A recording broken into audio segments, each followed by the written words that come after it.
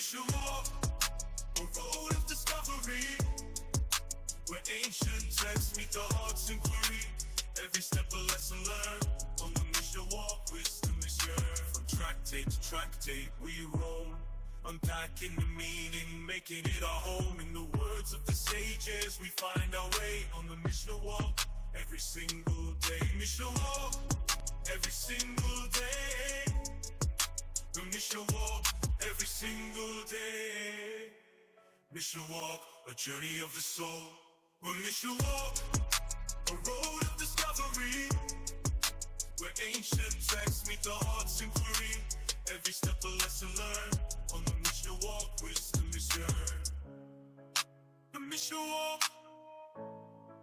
a journey of the soul, where the love of learning makes us whole. May every step bring us closer to the truth. On the Mishnah walk, with hearts like roots. The Mishnah walk, a road of discovery, where ancient texts meet the heart's inquiry. Every step a lesson learned. On the Mishnah walk, wisdom is yearned. Rabbi Akiva's teachings are guiding light. Raki Avot's wisdom shining bright. The Torah treasure to share.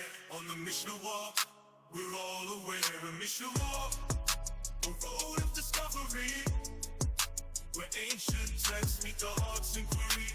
Every step a lesson learned. On the Mishnah walk, wisdom is yearned. From tractate to tractate we roam, unpacking the meaning, making it our home. In the words of the sages we find our way. On the Mishnah walk, every single day. Mishnah walk, every single day. The Mishnah walk, every single day. Mishnah walk, a journey of the soul. The Mishnah walk, a road of discovery, making it our home, where ancient texts meet the heart's inquiry. Every step a lesson learned. On the Mishnah walk, making it yearn. The Mishnah walk, a journey of the soul, where the love of learning makes us whole. Every step bring us closer to the truth. On the Mishnah walk, with hearts like roots. The Mishnah walk, a road of discovery, where ancient texts meet the heart's inquiry. Every step a lesson learned. On the Mishnah walk, wisdom is yearned. Rabbi Akiva's teachings are guiding light. Raki Avot's wisdom shining bright. The Torah treasure to share. On the Mishnah walk, we're all aware. A Mishnah walk, a road of discovery, where ancient texts meet the heart's inquiry. Every step a lesson learned. On the Mishnah walk, wisdom is yearned. From tractate to tractate we roam, unpacking the meaning, making it our home. In the words of the sages we find our way. On the Mishnah walk, every single day. Mishnah walk, every single day. The Mishnah walk, every single day. Mishnah walk, a journey of the soul. The Mishnah walk, a road of discovery, where ancient texts meet the heart's inquiry. Every step a lesson learned. On the Mishnah walk, wisdom is yearned. The Mishnah walk, a journey of the soul, where the love of learning makes us whole. May every step bring us closer to the truth. On the Mishnah walk, with hearts like roots. The Mishnah walk, a road of discovery, where ancient texts meet the heart's inquiry. Every step a lesson learned. On the Mishnah walk, wisdom is yearned. Rabbi Akiva's teachings are guiding light. Raki Avot's wisdom shining bright. The Torah treasure to share. On the Mishnah walk, we're all aware. A Mishnah walk, a road of discovery, where ancient texts meet the heart's inquiry. Every step a lesson learned. On the Mishnah walk, wisdom is yearned. From tractate to tractate we roam, unpacking the meaning, making it our home. In the words of the sages we find our way. On the Mishnah walk, every single day. Mishnah walk, every single day. mission walk every single day. Mission walk, a journey of the soul. We'll mission walk, a road of discovery, where ancient texts meet the heart's inquiry. Every step a lesson learned. On the mission walk, wisdom is yearned. The mission walk, a journey of the soul, where the love of learning makes us whole.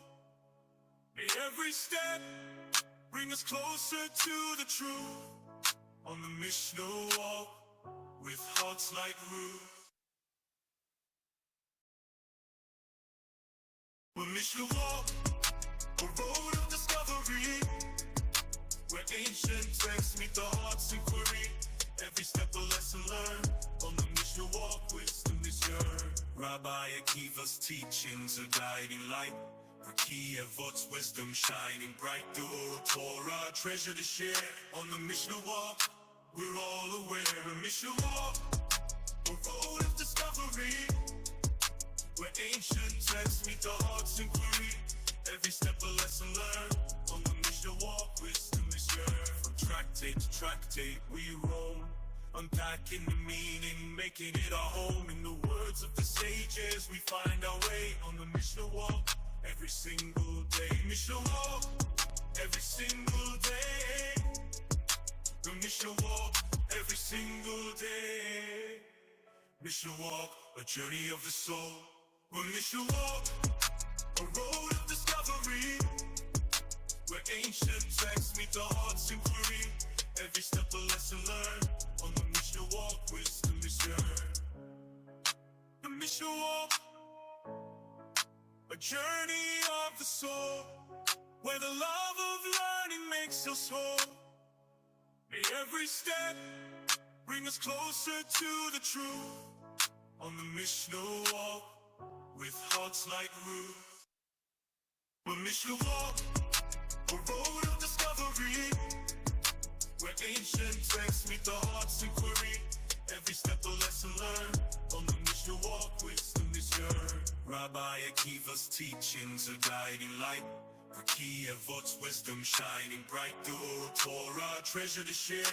On the mission walk, we're all aware. A mission walk, a road of discovery, where ancient texts meet the heart's inquiry.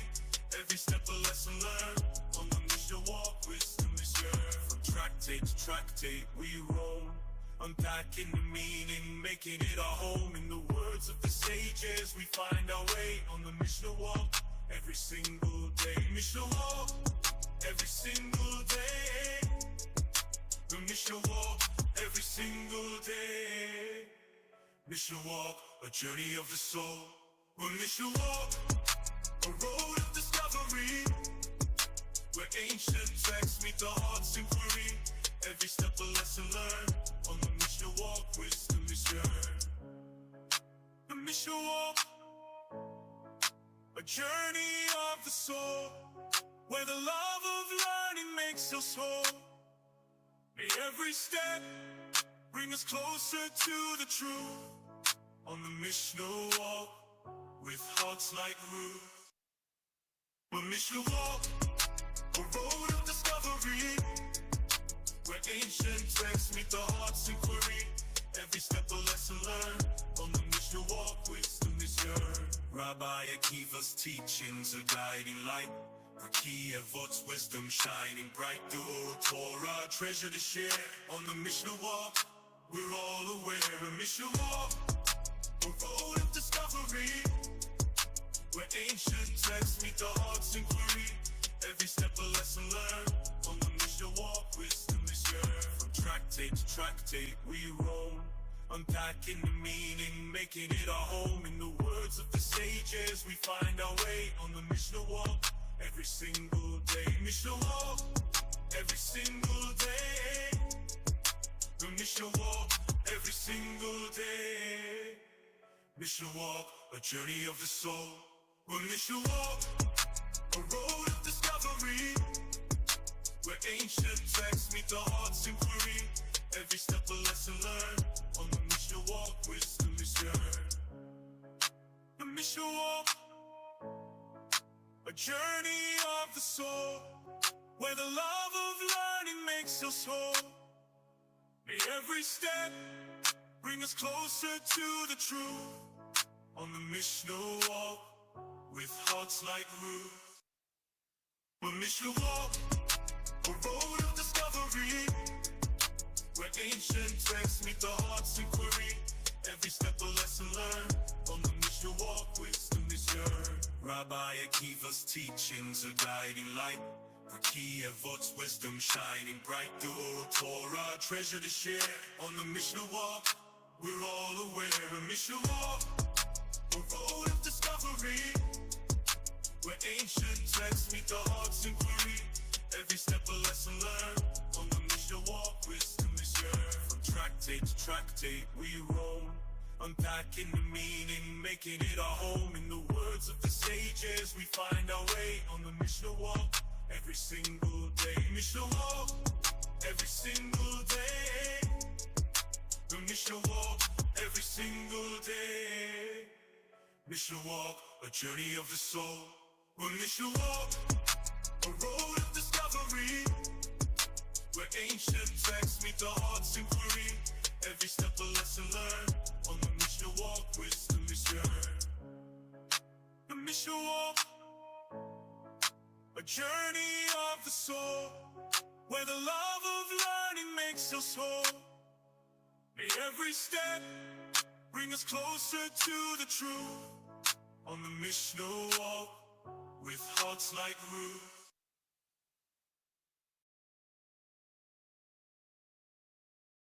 The Mishnah walk, a road of discovery, where ancient texts meet the heart's inquiry.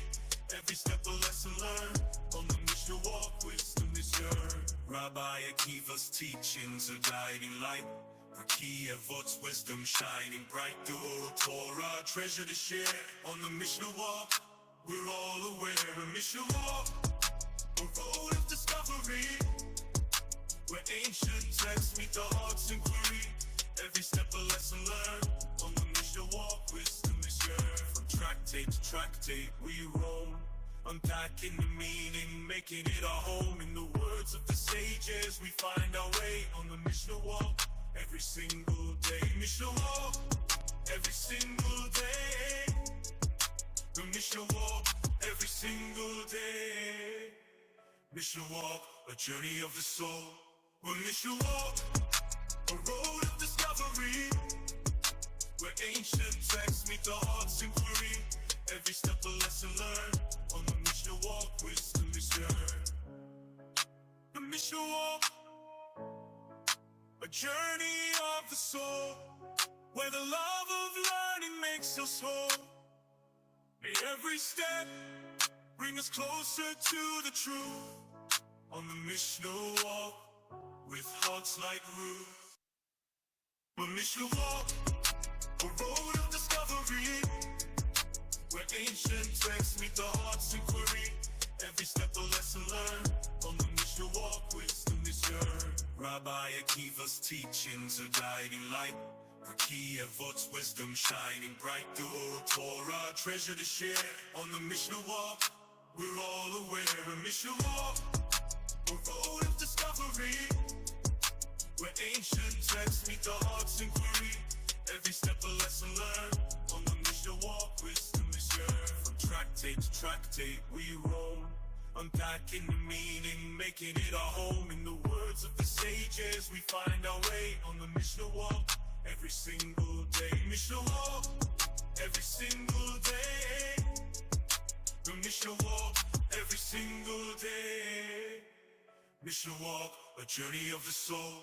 The Mishnah walk, a road of discovery, where ancient texts meet the heart's inquiry. Every step a lesson learned, on the Mishnah walk, wisdom is yearned. The Mishnah walk, a journey of the soul, where the love of learning makes us whole. May every step bring us closer to the truth, on the Mishnah walk, with hearts like roots. The Mishnah walk, a road of discovery, where ancient texts meet the heart's inquiry. Every step a lesson learned. On the Mishnah walk, wisdom is yearned. Rabbi Akiva's teachings are guiding light. Key Avot's wisdom shining bright. The Torah treasure to share. On the Mishnah walk, we're all aware. The Mishnah walk, a road of discovery, where ancient texts meet the heart's inquiry. Every step a lesson learned. On the Mishnah walk, wisdom is yearned. From tractate to tractate we roam, unpacking the meaning, making it our home. In the words of the sages we find our way. On the Mishnah walk, every single day. Mishnah walk, every single day. The Mishnah walk, every single day. Mishnah walk, a journey of the soul. The Mishnah walk, a road of discovery, where ancient texts meet the heart's inquiry. Every step a lesson learned. On the Mishnah walk, wisdom is yearned. The Mishnah walk, a journey of the soul, where the love of learning makes us whole. May every step bring us closer to the truth. On the Mishnah walk, with hearts like roots. The Mishnah walk, a road of discovery, where ancient texts meet the heart's inquiry. Every step a lesson learned. On the Mishnah walk, wisdom is yearned. Rabbi Akiva's teachings are guiding light. Key Avot's wisdom shining bright. The Torah treasure to share. On the Mishnah walk, we're all aware. The Mishnah walk, a road of discovery, where ancient texts meet the heart's inquiry. Every step a lesson learned. On the Mishnah walk, wisdom is yearned. From tractate to tractate we roam, unpacking the meaning, making it our home. In the words of the sages we find our way. On the Mishnah walk, every single day. Mishnah walk, every single day. The Mishnah walk, every single day. Mishnah walk, a journey of the soul. The Mishnah walk, a road of discovery, where ancient texts meet the heart's inquiry. Every step a lesson learned. On the Mishnah walk, wisdom is yearned. The Mishnah walk, a journey of the soul, where the love of learning makes us whole. May every step bring us closer to the truth. On the Mishnah walk, with hearts like roots. The Mishnah walk, a road of discovery, where ancient texts meet the heart's inquiry. Every step a lesson learned. On the Mishnah walk, wisdom is yearned. Rabbi Akiva's teachings are guiding light. Key Avot's wisdom shining bright. The Torah treasure to share. On the Mishnah walk, we're all aware. The Mishnah walk, a road of discovery, where ancient texts meet the heart's inquiry. Every step a lesson learned. On the Mishnah walk, wisdom is yearned. From tractate to tractate we roam, unpacking the meaning, making it our home. In the words of the sages we find our way. On the Mishnah walk, every single day. Mishnah walk, every single day. The Mishnah walk, every single day. Mishnah walk, a journey of the soul. The Mishnah walk, a road of discovery, where ancient texts meet the heart's inquiry. Every step a lesson learned. On the Mishnah walk, wisdom is yearned. The Mishnah walk, a journey of the soul, where the love of learning makes us whole. May every step bring us closer to the truth. On the Mishnah walk, with hearts like roots. The Mishnah walk, a road of discovery, where ancient texts meet the heart's inquiry. Every step a lesson learned. On the Mishnah walk, wisdom is yearned. Rabbi Akiva's teachings are guiding light. Key Avot's wisdom shining bright. The Torah treasure to share. On the Mishnah walk, we're all aware. The Mishnah walk, a road of discovery, where ancient texts meet the heart's inquiry. Every step a lesson tractate we roam, unpacking the meaning, making it our home. In the words of the sages, we find our way on the Mishnah walk every single day. Mishnah walk every single day. The Mishnah walk every single day. Mishnah walk, a journey of the soul. The Mishnah walk, a road of discovery, where ancient texts meet the heart's inquiry. Every step a lesson learned. On the Mishnah walk, wisdom is yearned. The Mishnah walk, a journey of the soul, where the love of learning makes us whole. May every step bring us closer to the truth. On the Mishnah walk, with hearts like roots. The Mishnah walk, a road of discovery, where ancient texts meet the heart's inquiry. Every step a lesson learned. On the Mishnah walk, wisdom is yearned. Rabbi Akiva's teachings are guiding light. Raki Avot's wisdom shining bright. The old Torah treasure to share. On the Mishnah walk, we're all aware. The Mishnah walk, a road of discovery, where ancient texts meet the heart's inquiry. Every step a lesson learned.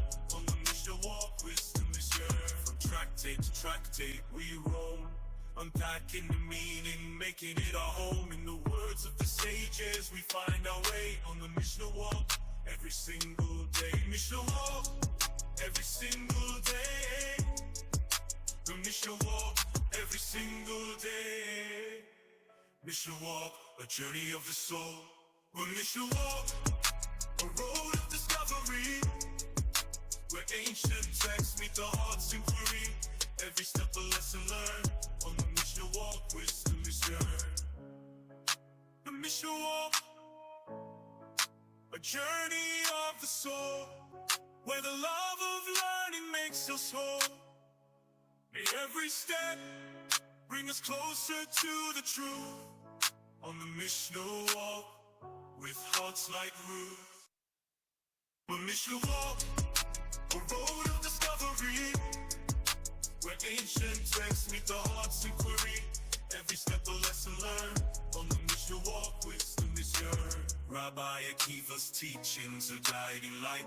Raki Avot's wisdom shining bright. The old Torah treasure to share. On the Mishnah walk, we're all aware. The Mishnah walk, a road of discovery, where ancient texts meet the heart's inquiry.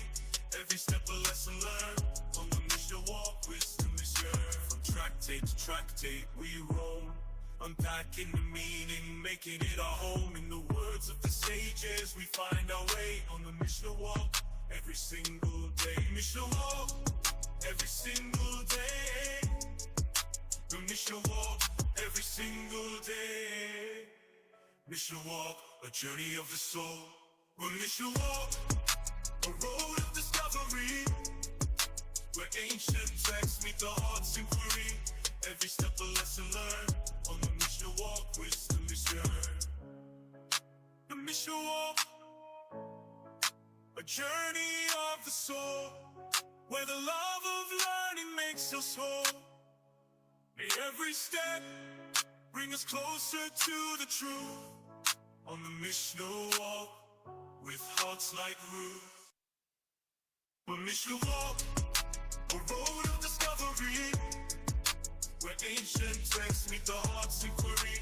Every step a lesson learned. On the Mishnah walk, wisdom is yearned. Rabbi Akiva's teachings are guiding light. Raki Avot's wisdom shining bright. The old Torah treasure to share. On the Mishnah walk, we're all aware. The Mishnah walk, a road of discovery, where ancient texts meet the heart's inquiry. Every step a lesson learned. On the Mishnah walk, wisdom is yearned. From tractate to tractate we roam, unpacking the meaning, making it our home. In the words of the sages, we find our way on the Mishnah walk every single day. Mishnah walk every single day. The Mishnah walk every single day. Mishnah walk, a journey of the soul. The Mishnah walk, a road of discovery, where ancient texts meet the heart's inquiry. Every step a lesson learned.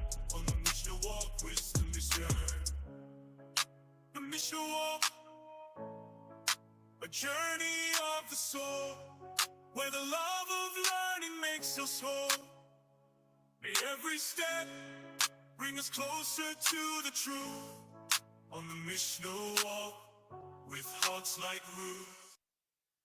The Mishnah walk, a road of discovery, where ancient texts meet the heart's inquiry. Every step a lesson learned. On the Mishnah walk, wisdom is yearned. Rabbi Akiva's teachings are guiding light. Raki Avot's wisdom shining bright. The old Torah treasure to share.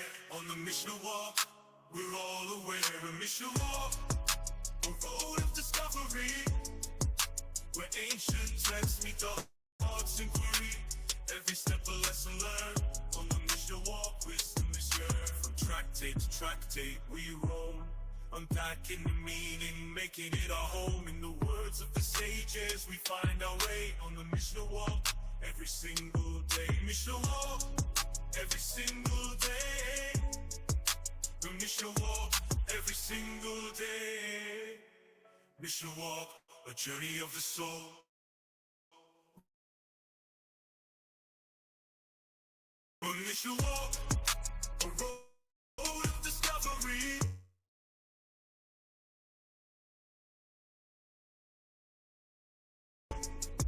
where ancient texts meet the heart's inquiry.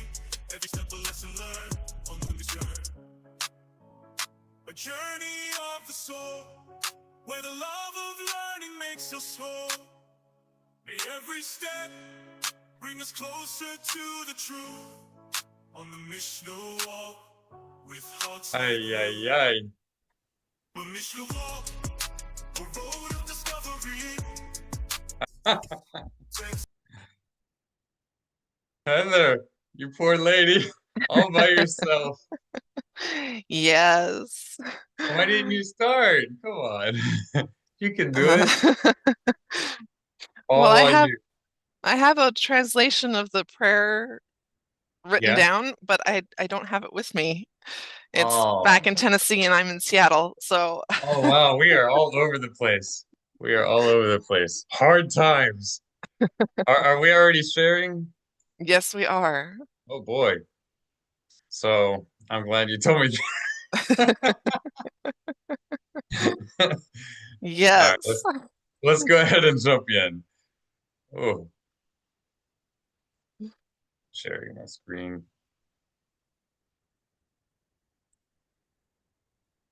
Can you see my screen? Yes, I can. Okay. Would you like to begin?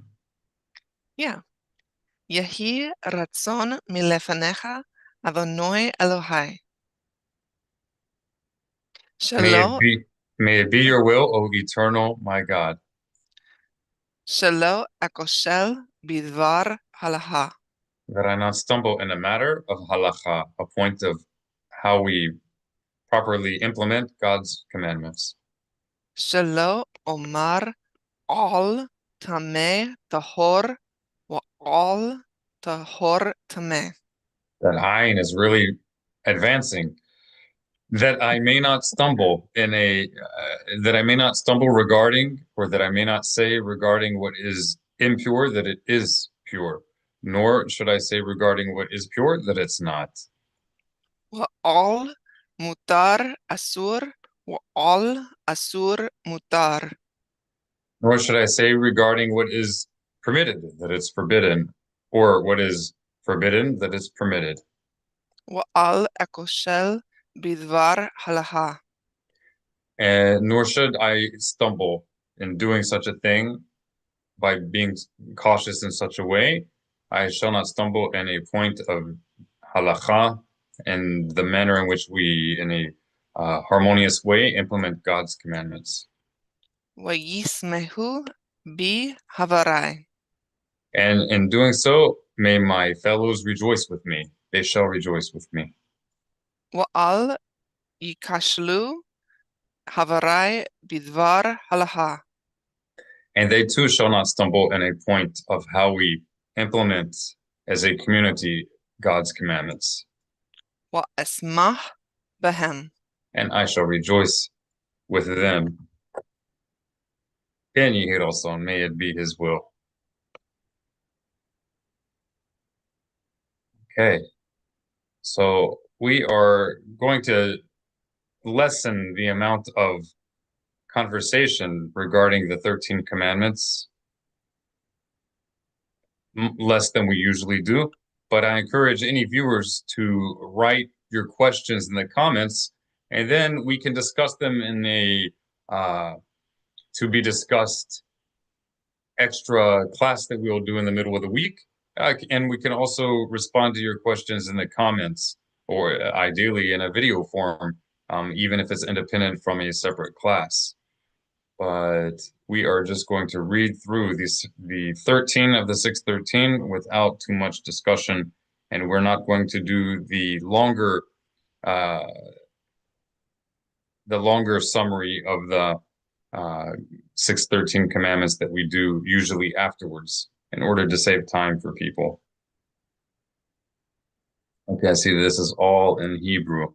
I don't know what's going on. Let's see. I suppose this is the version we're using. There was a link on the left that said English. Right on the top, you mean? Nope, to the left of every line that you were looking at. Right there, yeah. Oh, I already clicked that. I see. I think if you go back, there's the A along this top Oh, bar yeah, here. yeah. I think that'll, yeah, right there. I think source with translation, maybe. Yeah, that's what we want. Okay. And then you have the side by side or the over under, either way. Well, now everything, okay. I'm just not familiar enough with the website. Okay. Where did we stop off at last time? Good question. I think I don't know. I think I remember more or less. One moment. I left my notebook in Tennessee, so all of my notes are there. See if we see the note from last week. Oh, I'm in last Sefer time. Mitzvot. I'm not even in the right. I'm so sorry.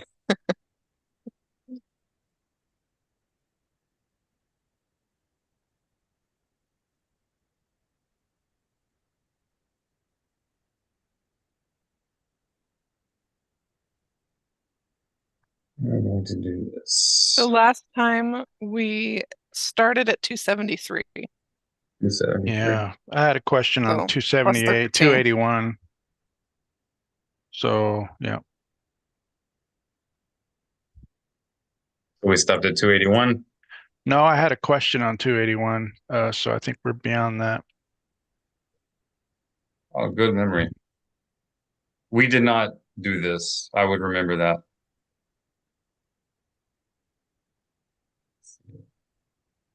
I don't remember these.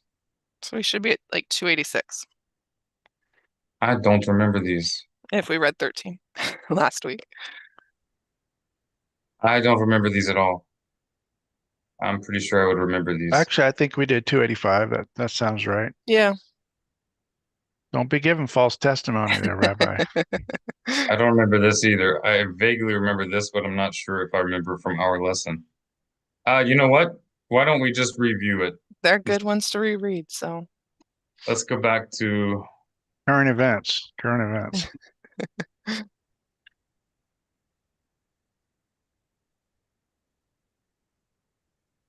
Wow, I don't remember these at all. You guys remember some of these? Yeah. We're looking. Yep. Oh, in my memory. From last week? I must have been thinking of something must have been on my mind. Yeah. It's been a long week, I guess. It was Shavuot. Shavuot was on my mind. Yes. We have learned that this. I mean, I know these mitzvot. I just don't remember that we read these. Holy smokes. Are you guys okay with reviewing? Absolutely. I want to start at 1.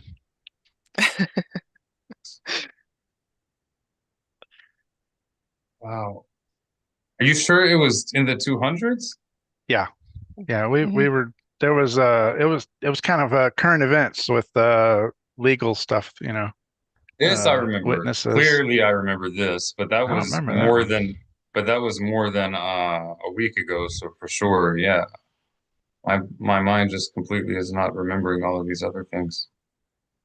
Oh, I do remember this, That but also go some of ahead. the ones you're looking at would have been A like few weeks ago. a Yeah. number of weeks ago Yeah. because we had Yeah. a couple weeks we didn't do it. That's right. I, That's I think right. we can start at 286, but if you want to recap uh in the 270s and then we'll Okay. Let's go at 280 just to make it okay. simple. Yeah. Oh, look at that.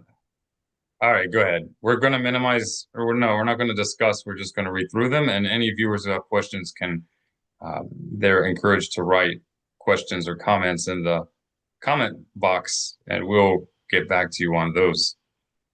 All right, Miss Heather, bechavod, 280. Not to pervert the justice due converts or orphans, as Deuteronomy chapter 24, verse 17 states, do not pervert the judgment of a convert or an orphan.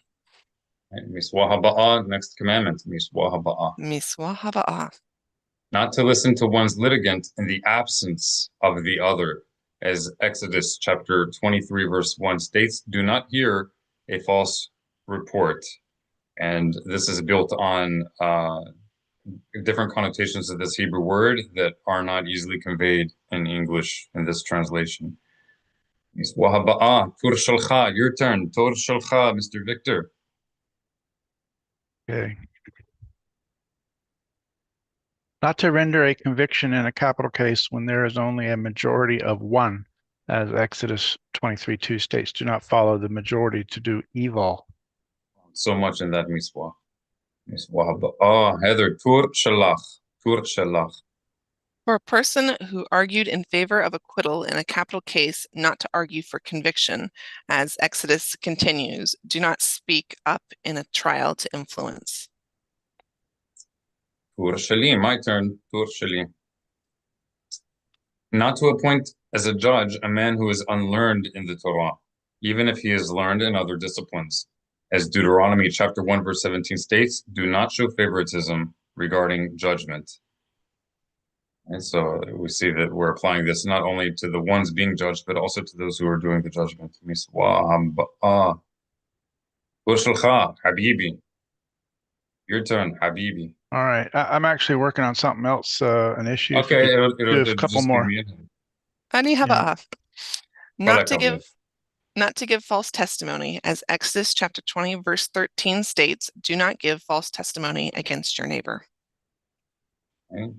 Tell me, Tur Shalcha, your turn. Tur Shalcha. Tur shelha. Right, my turn. Tur Shali. For a sinner not to act as a witness, as Exodus chapter 23, verse 1 states, do not conspire with a wicked person to be a corrupt witness. So, yes, we know it's almost cliche, but not to belittle the reality of it. Everybody has sinned, of course. But at least in the context of Torah, though everybody has sinned, and it's possible for anyone to sin again in the future, but that does not make one legally under the legal definition of a sinner, right? Not in the context of the Torah. For a relative not to act as a witness, as Deuteronomy chapter 24, verse 16 states, fathers shall not die because of children. According to the oral tradition, we have learned that the verse teaches that fathers should not die through the testimony of their sons. The same law applies regarding other relatives. My turn. Tur Shali. My turn. Not to render a decision based on the testimony of a single witness. As Deuteronomy chapter 19, verse 15 states, a single witness shall not rise up against a person. Tur Shalach. Go Torah ahead. Sheli. B'chavod. Not to kill an innocent person, as Exodus 20, verse 13 states, do not murder. All right. Mitzvah haba'ah. Okay. Next commandment. Miswah haba'ah. Tur Shalach, Heather. Tur Shalach. Not to render a decision on the basis of a presumption unless two witnesses observe the actual matter. As Exodus chapter 23, verse 7 states, do not slay the innocent and the righteous. Miswa haba'ah. Correct. Next commandment. For a witness not to render a decision in a capital case in which he testified. As Numbers chapter 35, verse 30 states, one witness shall not testify in a capital case. Mr. Victor. Turshali. Not to execute a person liable for execution before he stands trial.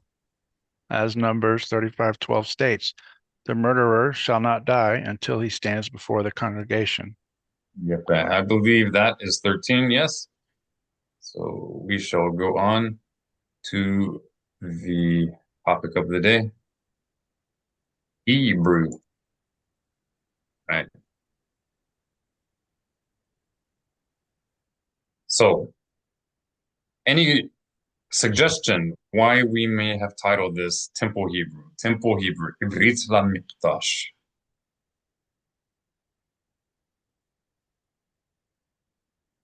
We're preparing.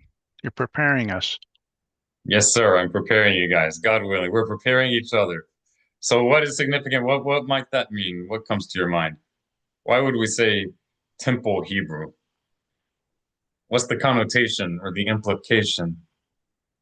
And Well, why is it important? I would have to say it has to do with prayer and protocol. I'm not exactly sure, but Right, absolutely. Miss Heather, And any that- thoughts? And that hopefully we will be using it again soon in a Amen. temple on the Temple Mount. amen. Amen. Amen. And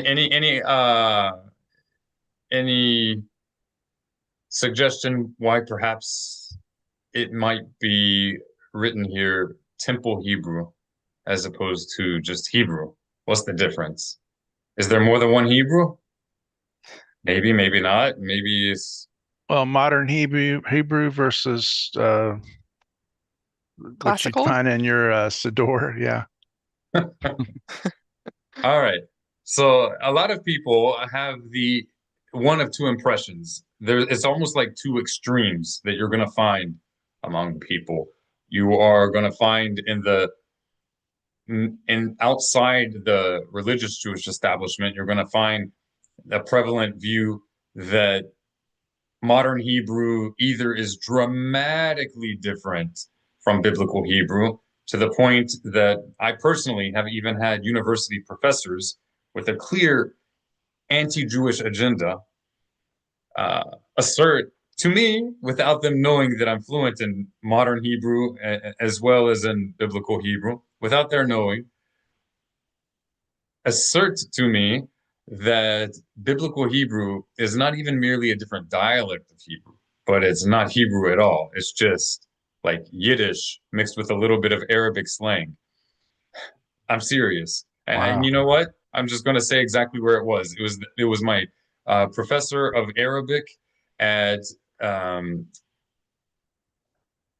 Seattle Community College. Speaking of Seattle. Yeah. I don't remember the exact name of the university. It wasn't university of that community college. It was a large community college. It may not have been specifically Seattle Community College that was the name, but it was like the major community college in the Seattle area. That was already well over 10 years ago. I wasn't even there for a full semester. That's part of the reason it was bad. Yeah, I So was going to anyway, say you probably lost the running for teacher's pet right at that point, I'm guessing. yeah, I mean, he seemed to like me, but I know that was contingent on my not uttering a word contrary to him. But yeah, I didn't feel comfortable there. There were a lot of people that I was worried about my safety, to be honest.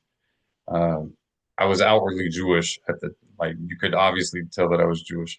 Anyway, so you have that one extreme that you're going to find outside the religious Jewish establishment, that modern Hebrew and biblical Hebrew are very, very different, if not completely different languages altogether. And it's just a big Jewish, dishonest, deceptive Jewish conspiracy to call modern Hebrew, but it's not Hebrew at all. It's really just like German, with a sprinkling of Arabic because Jews steal from everybody, right? And I'm saying that tongue in cheek because that's what they claim. And this is an actual agenda that's daily pushed against the Jewish people to justify their slaughter of innocent civilians in the land of Israel, on the condition that those civilians are not Arabs or Muslims, right? Not that they even really care too much about Arab or Muslim lives, but Jewish lives are even cheaper. It's a mitzvah, it's a commandment, it's a great deed to slaughter Jewish babies and then cry on television that the Jews made it up, but they're slaughtering our babies, right? So that's what we're dealing with, and it's important for people to know these facts in order to know how to combat that hatred. So that's the one extreme. On the opposite extreme, you have in the religious Jewish establishment a common conflation of modern Hebrew and biblical Hebrew and different eras of Hebrew in between. The big difference is that although in the religious establishment, the religious Jewish establishment, there's a common conflation of these, it's not a uh, it's not a real agenda. It's just that people don't really talk about it.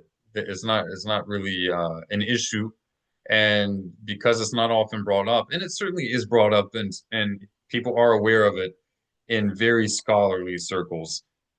But I'm talking about the general religious Jewish community. It's not really thought about all too much beyond just the difference in pronunciation of Ashkenazi Jews specifically, European Jewish communities, as opposed to what more and more Jews nowadays are just calling simply Hebrew. So that's part of the confusion, as if traditional Ashkenazi European Jewish traditions pronunciation of Hebrew is like the only variation of Hebrew, and it's just a variation of certain pronunciation of certain letters, not that many really, in contrast to the popularly pronounced type of Hebrew, i.e., normative modern Hebrew pronunciation. The irony here is that a lot of people will say that these differences are the differences between Sephardic Hebrew, and they will say that modern Hebrew is Sephardic Hebrew, and that's in contrast to European Hebrew, Ashkenazi Hebrew. So the misnomer here is that modern Hebrew, though it's not Ashkenazi European Hebrew, it is much more akin to Ashkenazi Hebrew than classical Sephardic Hebrew was and is. So when people refer to modern Hebrew as Sephardic Hebrew, not only is it not accurate, but it's almost laughable because modern Hebrew pronunciation is overwhelmingly influenced by Ashkenazi Hebrew pronunciation without being synonymous. It's not synonymous, but it's overwhelmingly influenced. It's overwhelmingly more similar with regard to the consonants to Ashkenazi pronunciation, right? So there are some differences. One of the main, if not the only real difference, is that Ashkenazi Hebrew traditionally distinguishes between the final letter of the Hebrew alphabet when it has a dot in the middle of that letter and when it doesn't. So when there's a dot in the middle of the final letter, Ashkenazi Jews pronounce it traditionally as a T, like turtle. And when there's no dot, they pronounce it as an S, like in snake.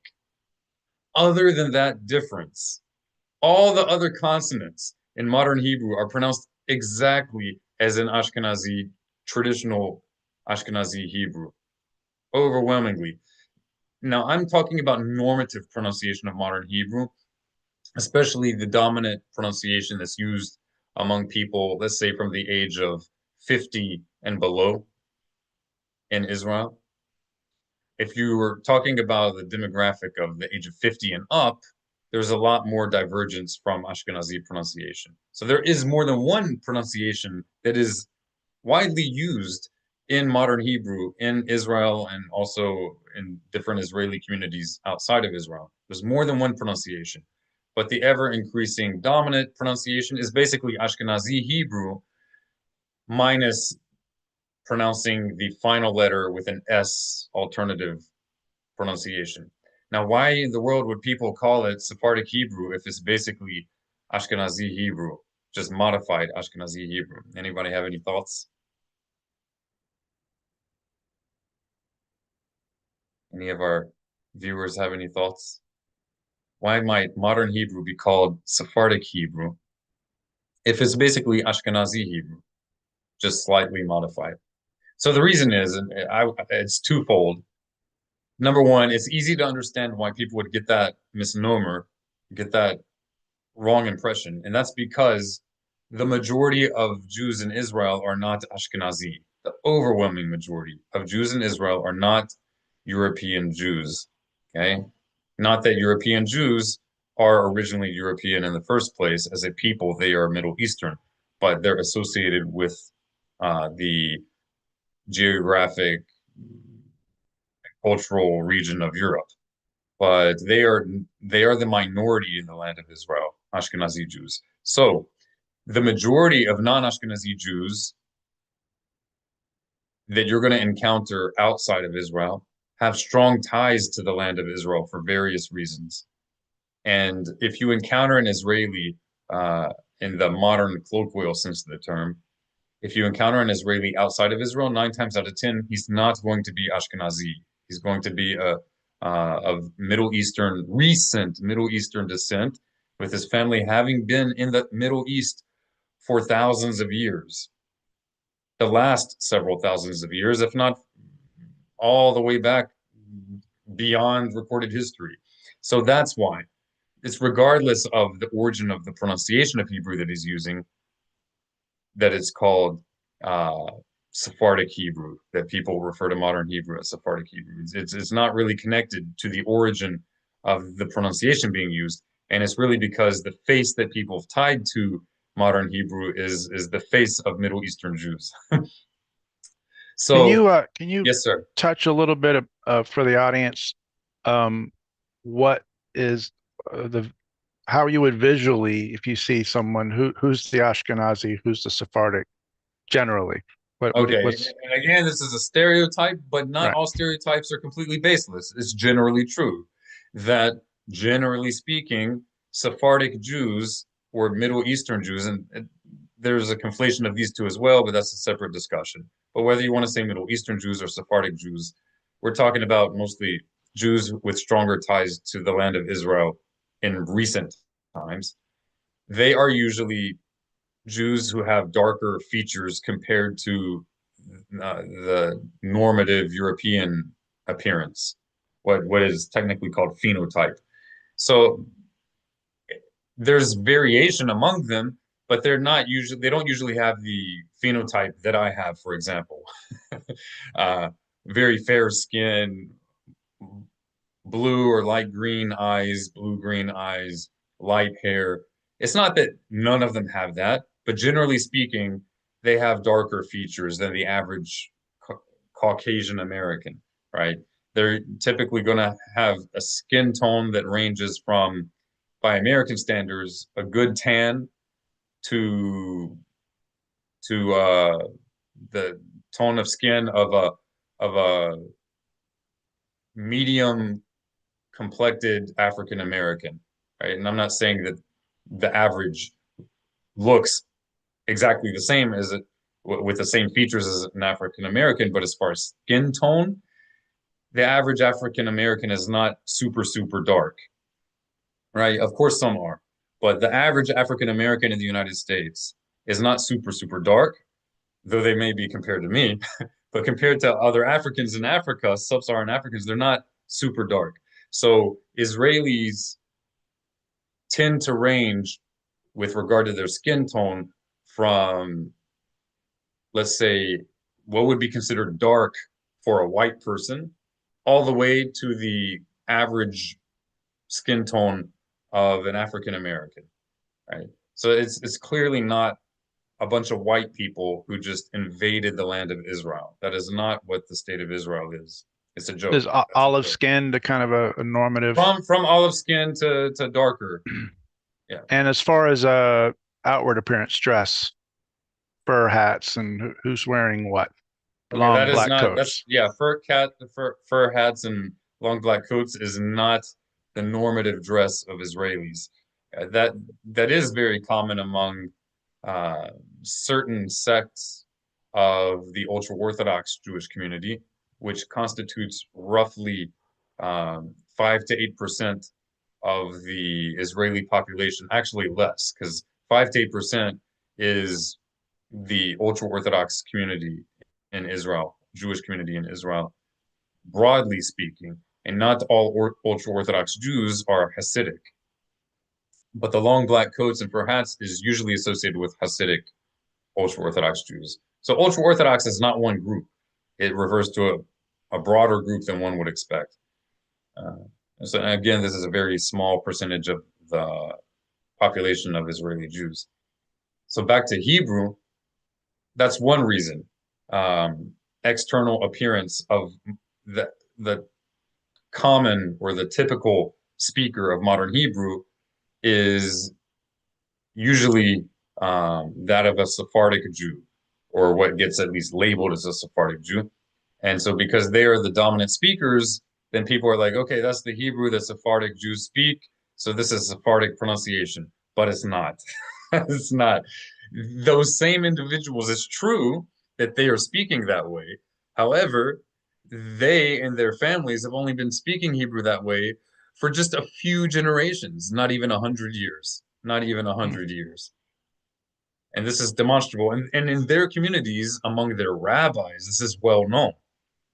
But of course, the majority of people in any community are not, big scholars. That's just the way that it is.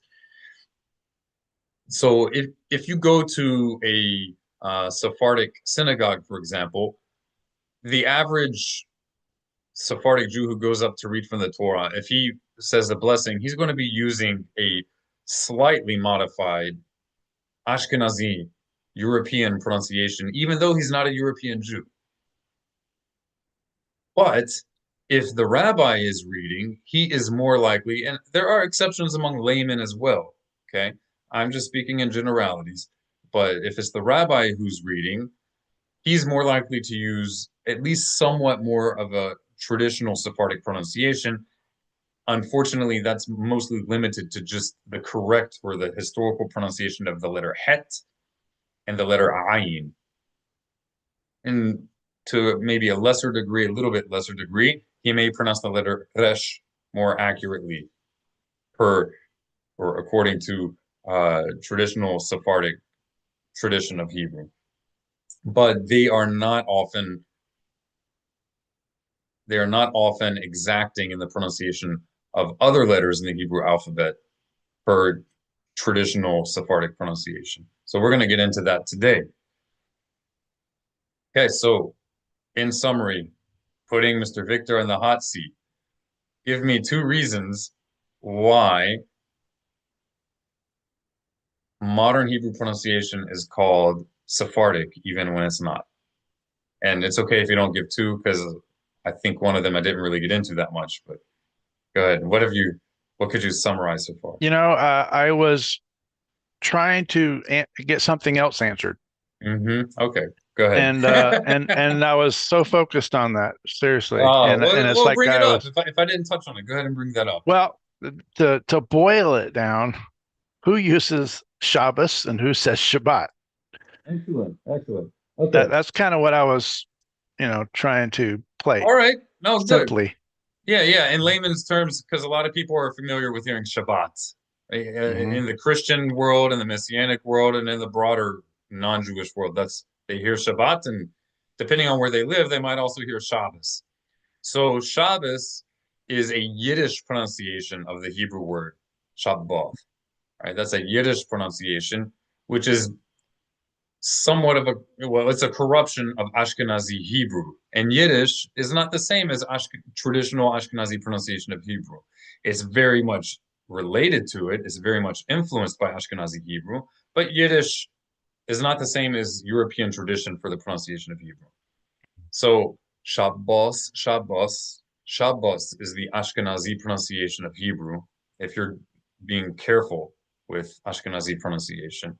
And there is some variance in it, but it's not Shabbos. That is a more recent deterioration of Ashkenazi pronunciation, which is normalized in Yiddish.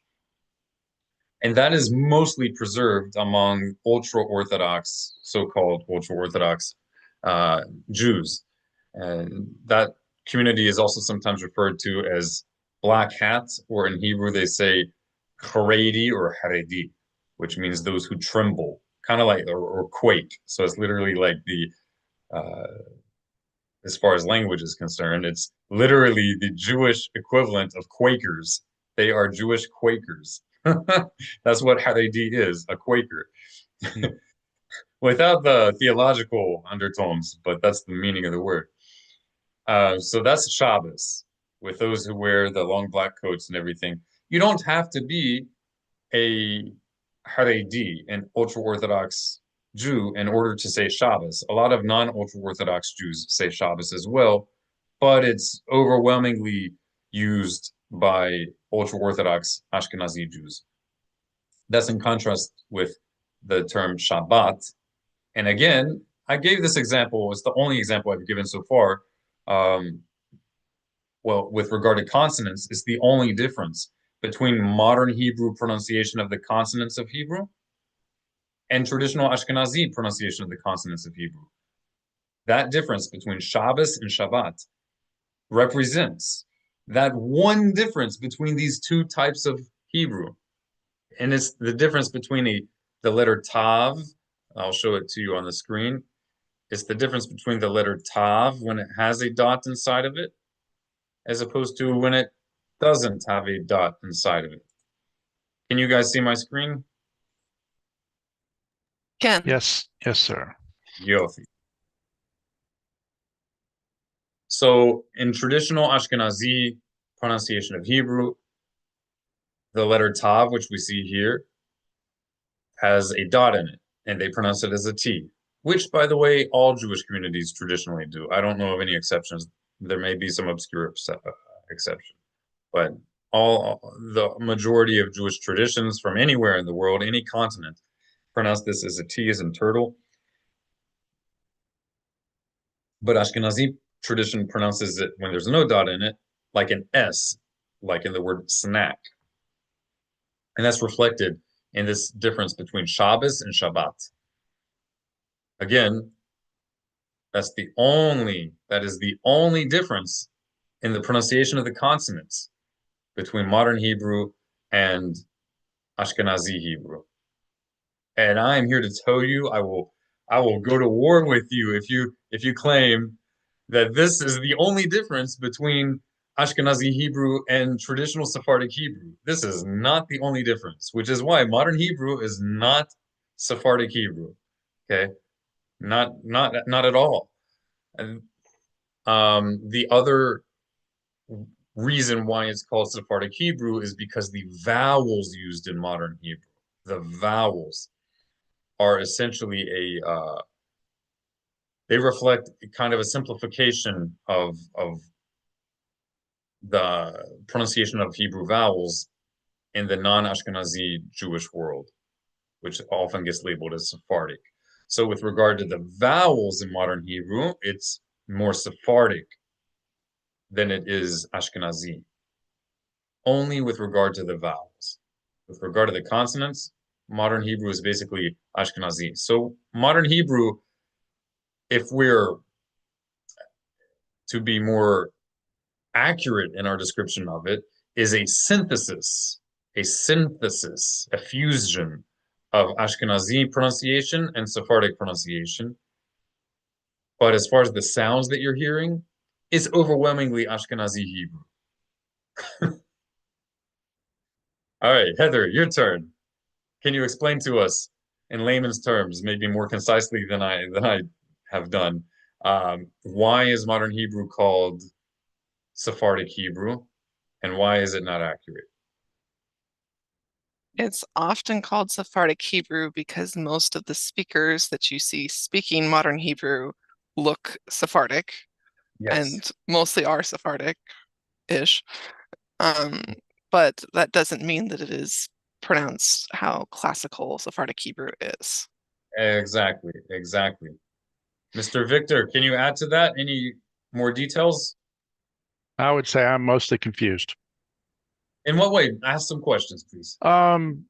Actually, you were asking Heather to be more concise, and I think the drawing all of this out has confused me, rather than just saying this. Here's A, B, and C, you know, and understanding it simply. I'm lost in that sense. Okay, no problem. So I'll try to summarize it again. Modern Hebrew is exactly the same as Ashkenazi Hebrew pronunciation. Exactly the same, with only one exception. The final letter in the Hebrew alphabet. Right? That's the only, and we're talking about consonants. Consonants are all the letter sounds that are not vowels. So modern Hebrew pronunciation is exactly the same as Ashkenazi pronunciation, with the only exception being this letter at the end. Ashkenazim pronounce this letter without a dot, as it sa, as in snack, and they pronounce this letter with a dot, as T as in turtle. Other than that one letter, the mainstream pronunciation of modern Hebrew is exactly identical with Ashkenazi Hebrew pronunciation. So why is it called Sephardic? Because most speakers of modern Hebrew look Sephardic or are Sephardic, so people just assume it's Sephardic. That's reason number one. Reason number two is the vowels used in modern Hebrew are basically a simplification of Sephardic vowels. But that doesn't mean too much, because Ashkenazi pronunciation of the vowels is almost the same as Sephardic as well. I can't hear you. I think you said something, but I can't hear you. I acknowledged. I said okay, but I'm a visual learner, so I guess I'm struggling with the auditory explanations. I think if we looked at it visually, it would be even more confusing if we looked at Hebrew. So I can give you transliterations to look at. Let's see.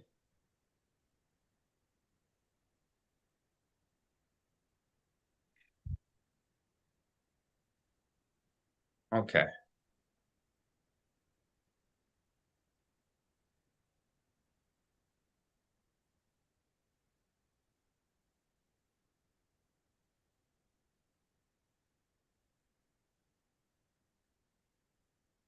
So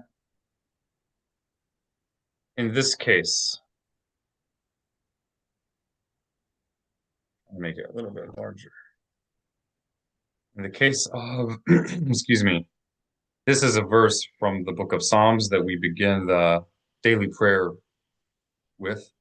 Here you see the letter Tav without a dot in the middle of it, and the letter Tav with a dot in the middle of it.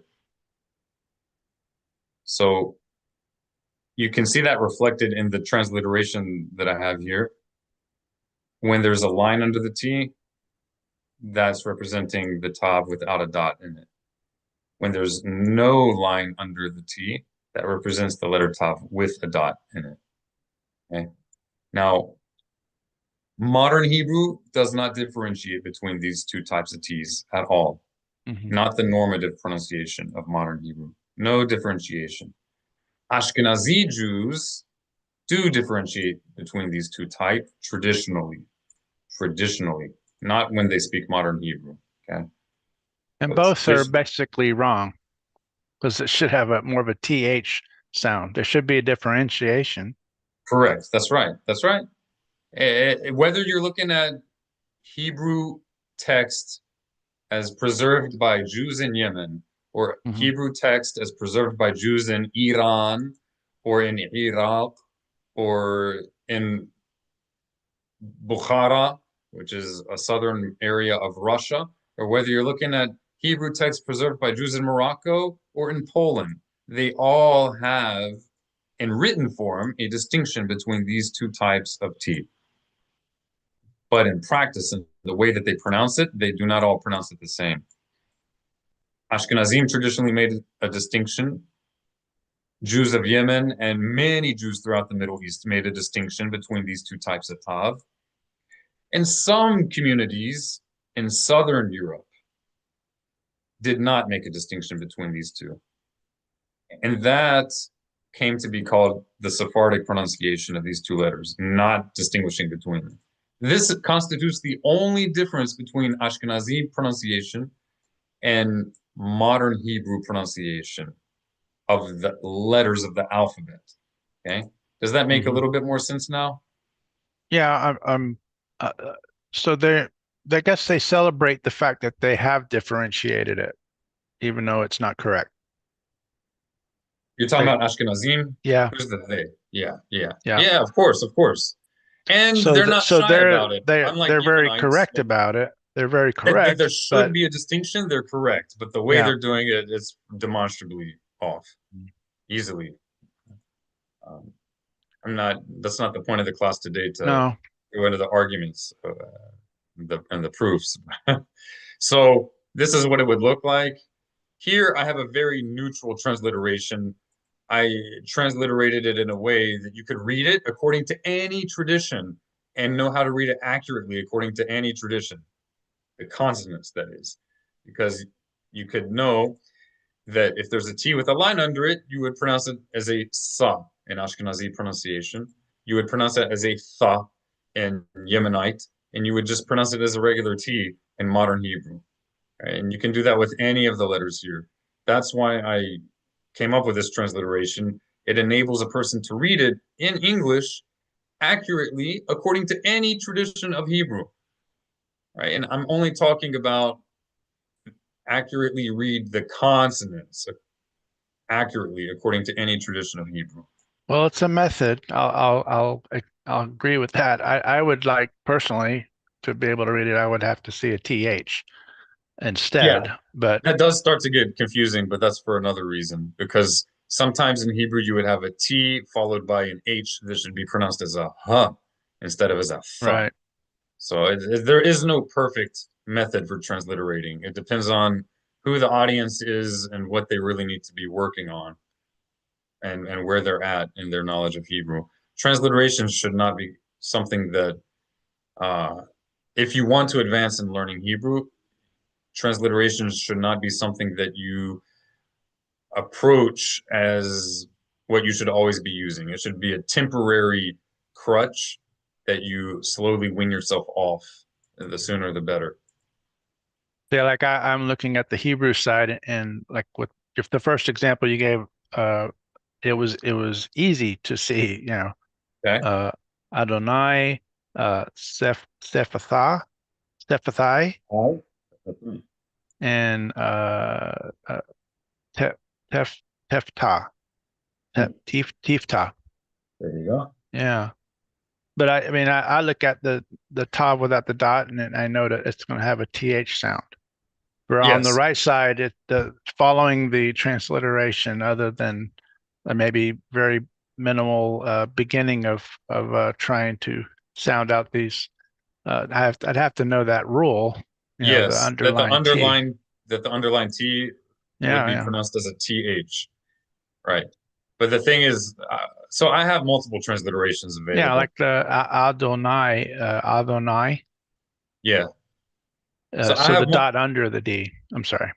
I have multiple transliterations of the same prayers available. Right. Some transliterations are better for some people, but not for others.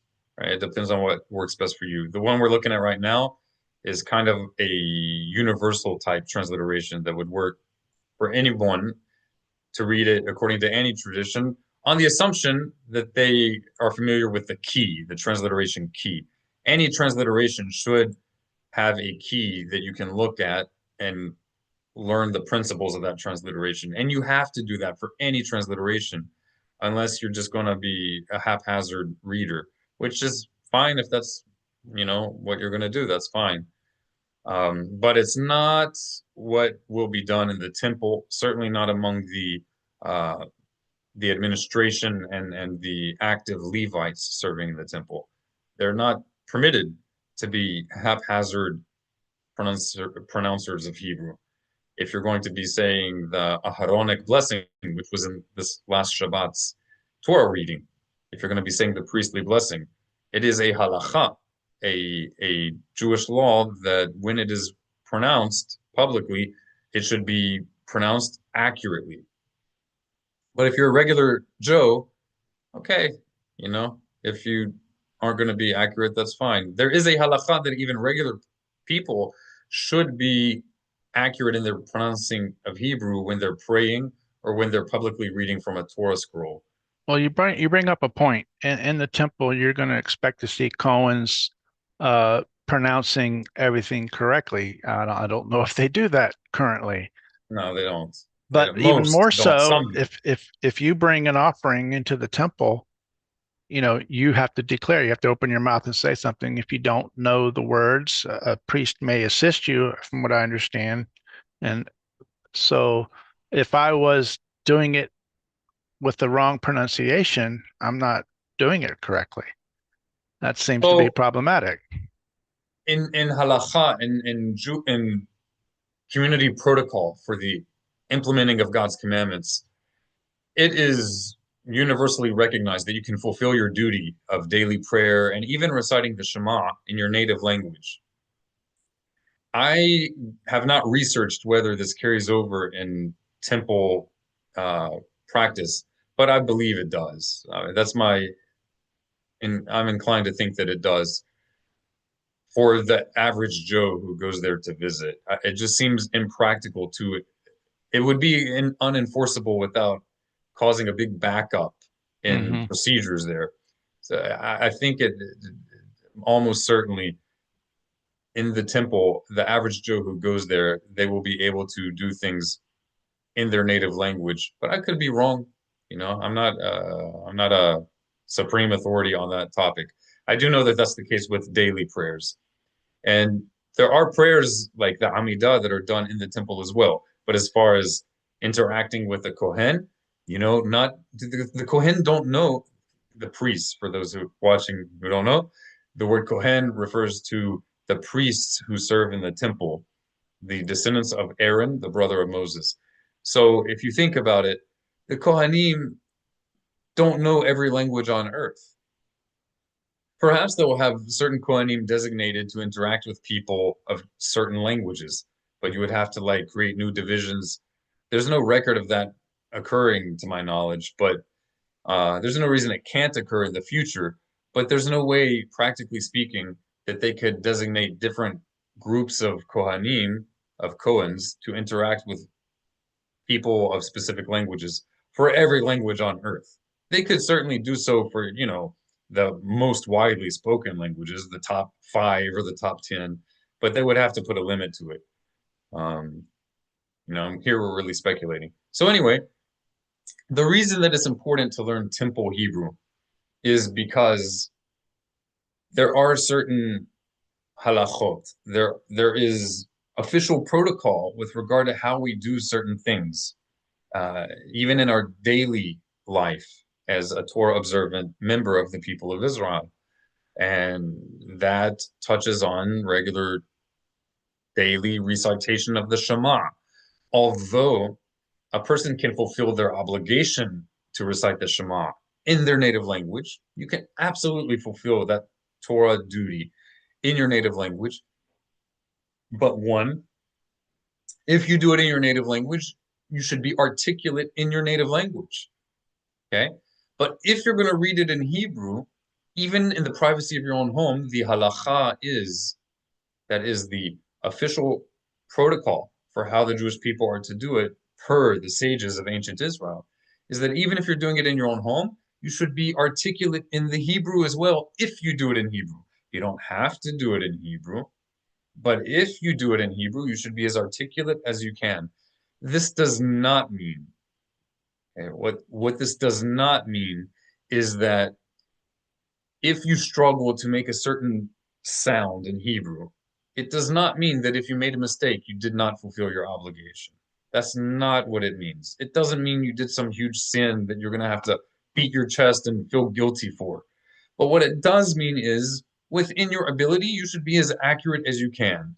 And with time, you can develop a more precise pronunciation, right? But it's not supposed to be some kind of heavy burden on your shoulders, like you're a sinner if you don't. Heaven forbid.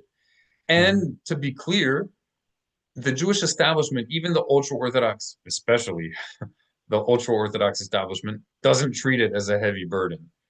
And that is very easy to see if you even just begin to learn the classical pronunciation of Hebrew. You will quickly see that the ultra Orthodox establishment is extremely haphazard in their pronunciation of Hebrew. So it's not as if you're going to be judged for not properly pronouncing Hebrew. To the contrary, you're more likely to be judged in the ultra Orthodox establishment for trying to be careful in your pronouncing of Hebrew.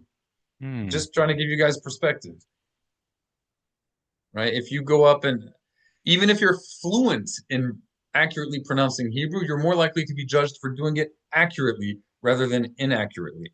And this is due to the prevalent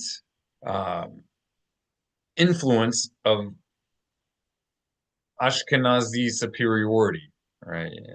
And I'm not saying that each and every, or even the majority of Ashkenazi Jews have such a superiority complex, but in the ultra-Orthodox establishment, many do.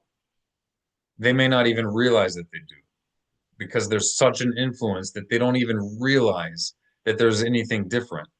All right, I'm talking about the average Joe.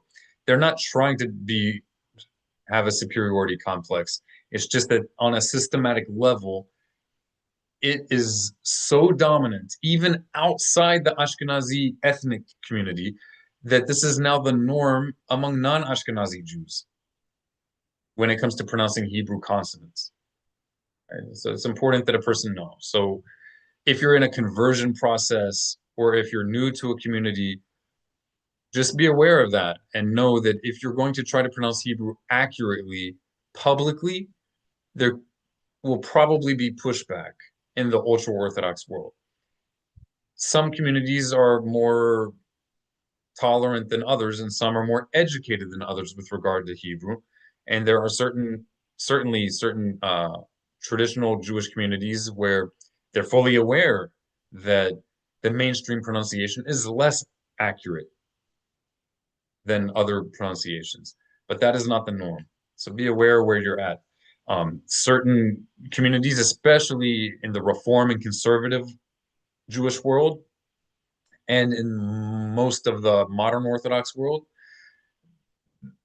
modern Hebrew pronunciation is the norm.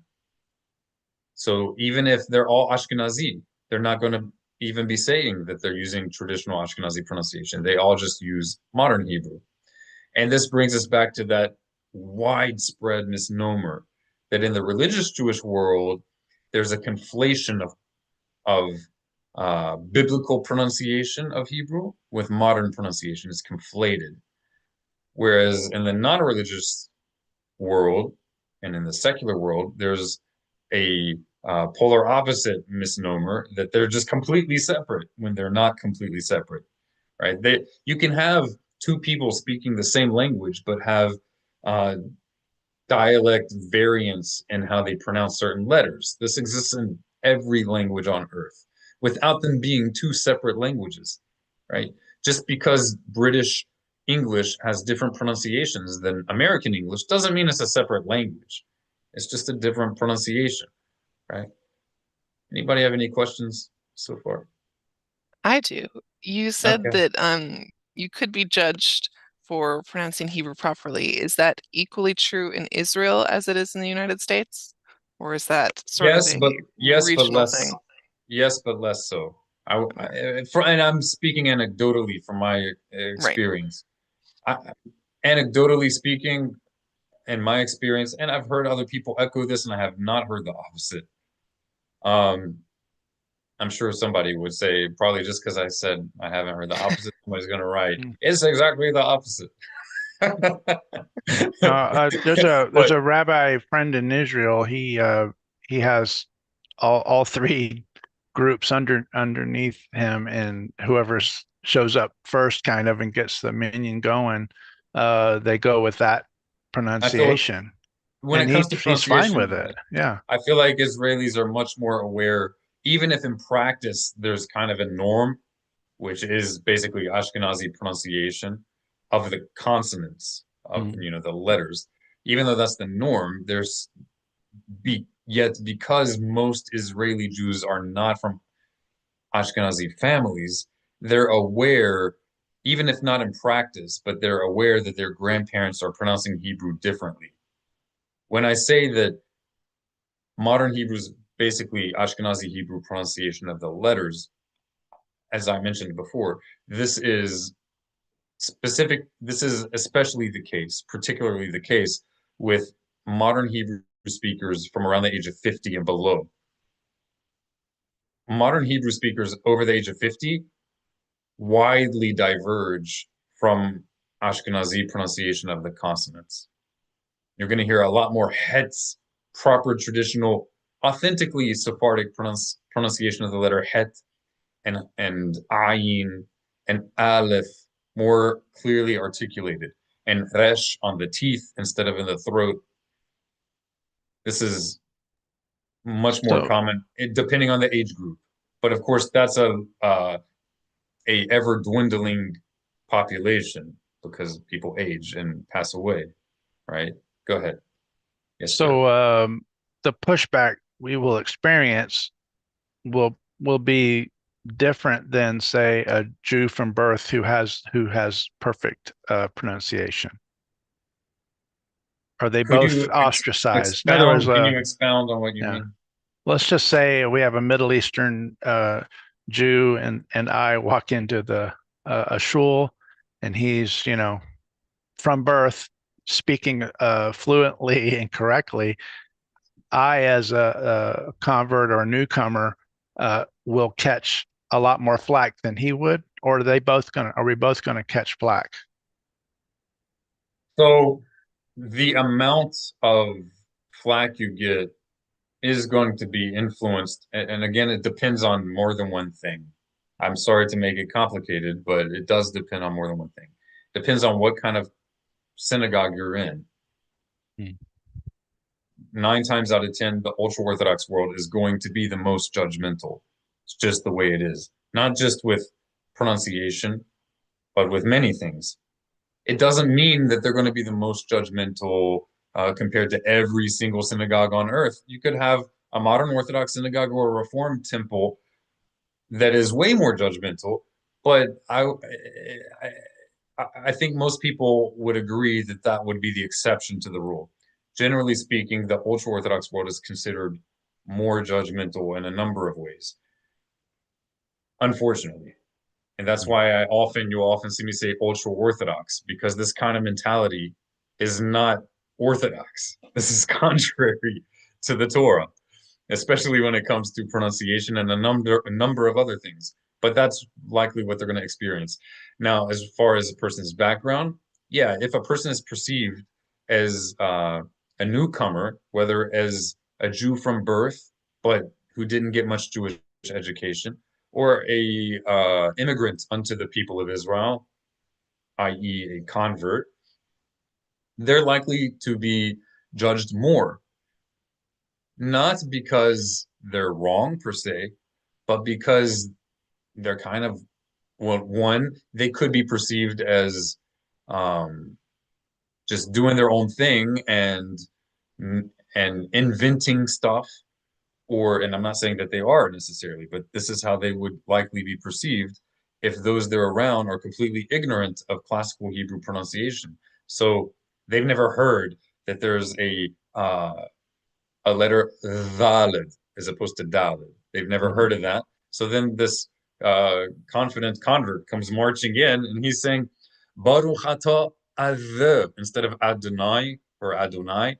He's saying Adonai, Adonai, and this Ashkenazi synagogue in the middle of Houston, Texas, has never heard anybody do that before. So they're And a like, guy in the back is correcting them. yeah, and you say, Well, why are you making stuff up? So he's viewing, and it kind of makes sense. You can understand both sides. mhm. If the convert knows he's learned from a legitimate source, he's wanting to do what he knows is right, and the person in the back is not necessarily trying to make him feel bad, but he wants him to know, look, you're not doing this how everybody's doing it. You're going to embarrass yourself, right? So there's often two sides to something.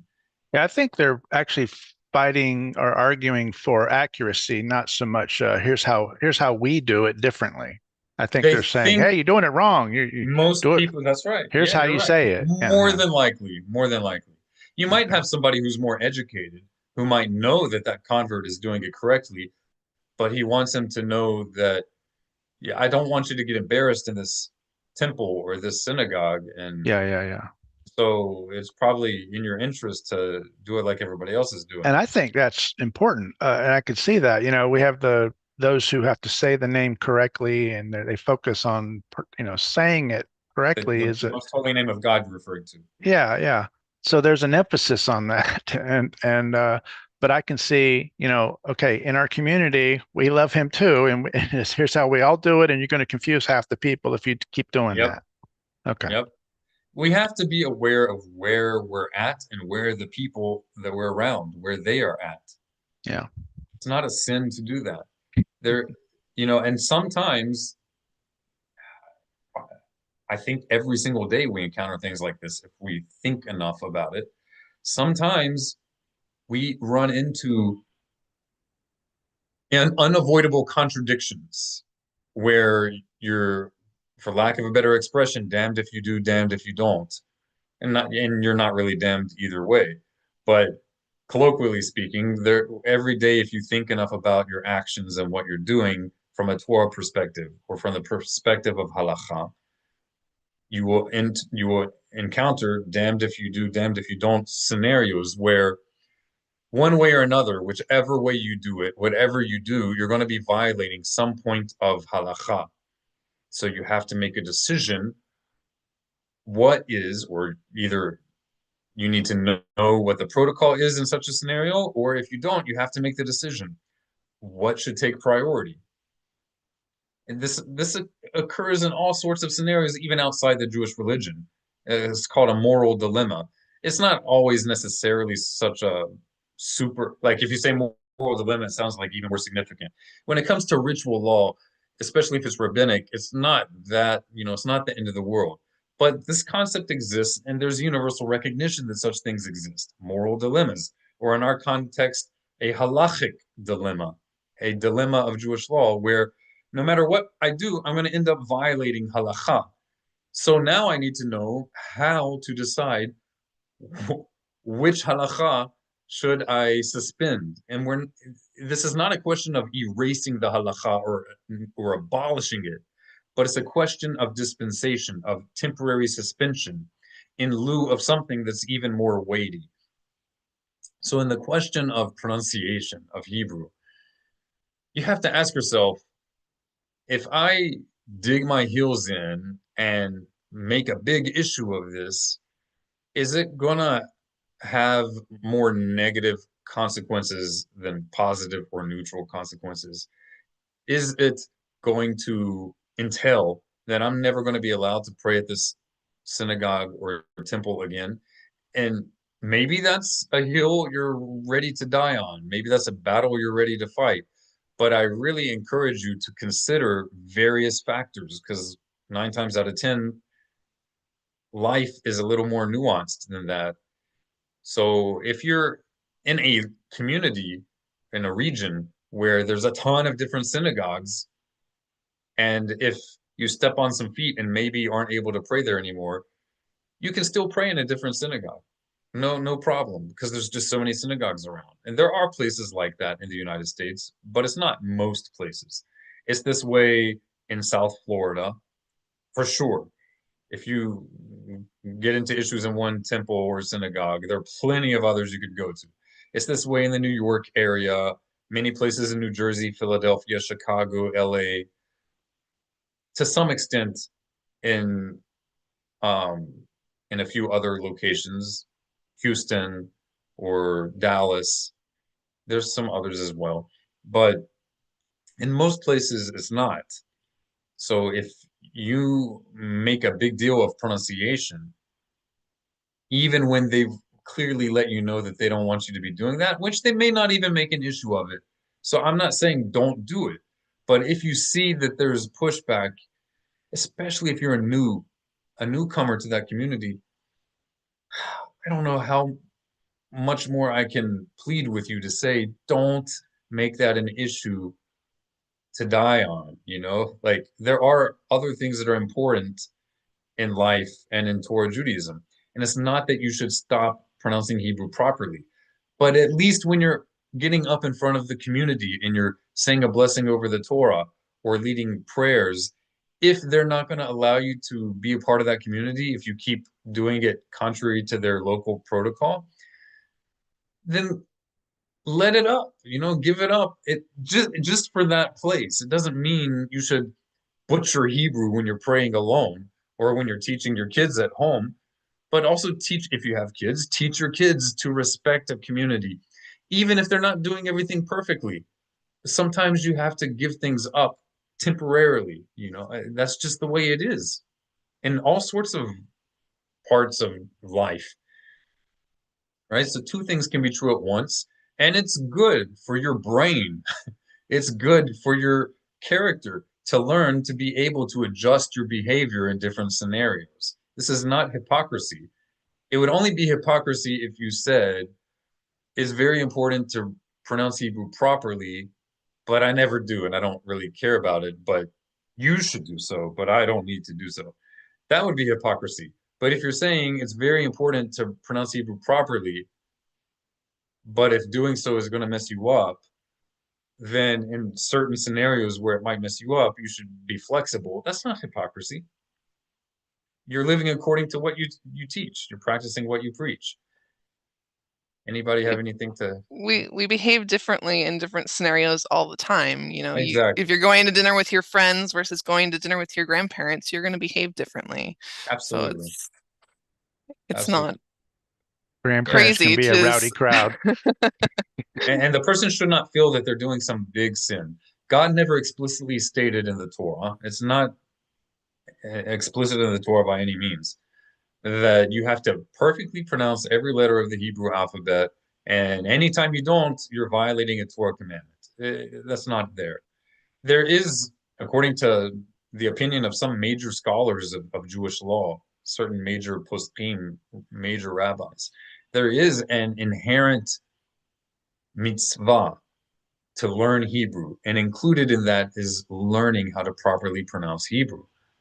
There is such an opinion, and that is the opinion of several of my uh, most highly esteemed teachers, several of whom have passed away already, zichronam livracha, that learning Hebrew is an implicit commandment in the Torah. There's no explicit commandment, but it's an implicit commandment that is within the command washinantam, that you should review them and that you should teach them to your children.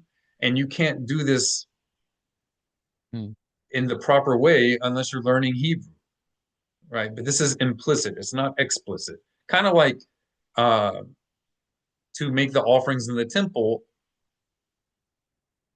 is part of an implicit command to at least as a nation live in the land of Israel, right? There's not an explicit command that each and every person has to live in the land of Israel, but certainly on a national level, as a nation, we are to be the force in the land of Israel. And there's no explicit commandment that says that in the Torah, but it's an implicit commandment because so many explicit commands depend on that. You see what I'm saying? The Rambam discusses this at length at the beginning of Sefer HaMitzvot, which all of our regular viewers are familiar with. The book Sefer HaMitzvot goes into that in detail at the beginning of the book, that concept. Yes, sir. So I feel like I've taken you off of the slideshow quite aggressively, temple Temple Hebrew. And I was thinking 2,000 years ago when we had a temple standing, I don't think we had people dealing with different Hebrew dialects because no one had been dispersed yet, But more than a they few definitely years. did. But they definitely did. Okay. It's All right. I mean, I reasonable could to see other languages, but go ahead. it's reasonable to suspect what you just said, but they definitely did. Not only 2,000 years ago, but even in biblical times, there is indication of different dialects of Hebrew. And Hebrew itself, according to the mainstream in academia, Hebrew itself was, this is going to offend a lot of people, was a dialect, not an not an independent language in the modern sense of the term, but was the Jewish dialect of a language continuum, what's called a language continuum, that included Phoenician and included Edomite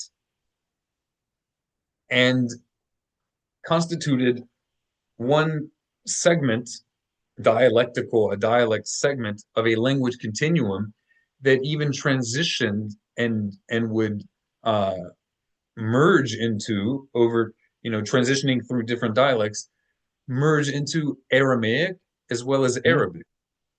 At All that right. time, they weren't cut off unintelligibilities. It's kind of like how Spanish and Italian have a degree of mutual intelligibility. There is a degree of understanding between those languages. And before modern nation states were established, there were even more different dialects of Spanish and different dialects of Italian. And the degree of intelligibility would increase or decrease depending on geographic proximity. I don't know if I've lost people. I know I'm using words that maybe some. Are you guys following me? Yeah, we hear you. We hear you. Are you Uh, following? no, we're following. Can I you, am. can what, I would like you, if you don't mind, to try to explain that in your own words, because my Well, I'm explanation may again not be as thinking on, understandable as your explanations. Go ahead. well, yeah, I guess I don't want to do that because my mind is on something else, and that was Maybe Heather. Keep what's on your uh, mind. Heather, can you summarize? Well, I know the Spanish example rang true for me because I've Okay. learned some Spanish and I'm able to understand some Portuguese or Italian or other Latin languages, even though I haven't learned them, because they are familiar enough that there's definitely a crossover even in modern times. Definitely. So Hebrew, historically speaking, was not an independent, isolated language. It Mhm. was not what today linguists call a language isolate, but rather it was part of a language family. And but what I was going to say is that has more Middle Eastern influence versus your European influence that we see today.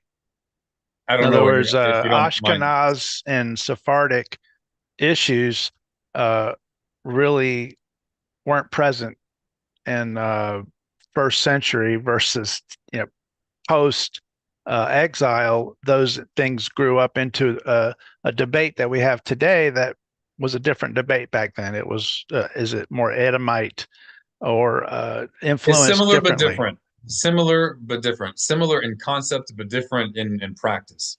So the the different pronunciations that exist today, some of them did exist back then, but not exactly the same people per se.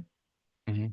But most of these differences, um, then the differences were not a difference between Ashkenazi Jews and Sephardic Jews, right? If that's what you're saying, that didn't Mhm. exist. But conceptually, it was the same concept of differences. I mean, they just existed on a smaller scale. And there were differences between like the Hebrew of Judea as opposed to the Hebrew of the Galilee. Mhm. And there is a lot of indication that this existed. It's explicit, such differences are explicit in the Hebrew Bible. It's what's called a shibboleth or a siboleth. I'm not sure if you guys have heard of that, but that Oh, was a dialect difference in Hebrew where one area they would pronounce the letters with a seen, like S as in snack, and another area they would pronounce it like a SH sound, like she, shall, uh, put on, I don't know, her shawl. She shall put on her shawl, the SH sound. So in different words, they would be speaking the same language. They were using the same words. These words were mutually understandable, but the pronunciation was that in one area, they pronounced all the SHs like an S. And this kind of concept still exists as one of the main differences between Hebrew and Arabic. So, for example, the Hebrew word for hair is se'ar, and in Arabic is sha'r. And the Hebrew word for tooth is sheen, and in Arabic it's sin. The Hebrew word for sun is shamish, and in Arabic is shams. So although Arabic is not Hebrew, but we see in biblical times, this was one of the differences of the different variations of Hebrew pronunciation. And the same distinction is now one of the differences between Hebrew and Arabic. And we find in the New Testament, it states that people could tell that some of the disciples of Jesus were from the Galilee because of how they spoke. And this is also even though it doesn't explain it in length in the New Testament, but we can look in the Mishnah and the Talmud and see that this was likely in reference to them speaking Hebrew, because both the Mishnah and the Talmuds talk about differences in Hebrew pronunciation, particularly variations, degenerations of Hebrew that existed and were prevalent among Jews in the Galilee region. And it was viewed as bad Hebrew. And the reason was because they were losing distinctions of several letters. And although these differences are not exactly the same as modern Hebrew and Ashkenazi Hebrew, but they're very similar. It's a loss of distinction between the gutturals, and in that case, it's the same in many cases. But the thing is that Ashkenazi pronunciation of the consonants is even worse. And Samaritan Hebrew is even worse than Ashkenazi Hebrew.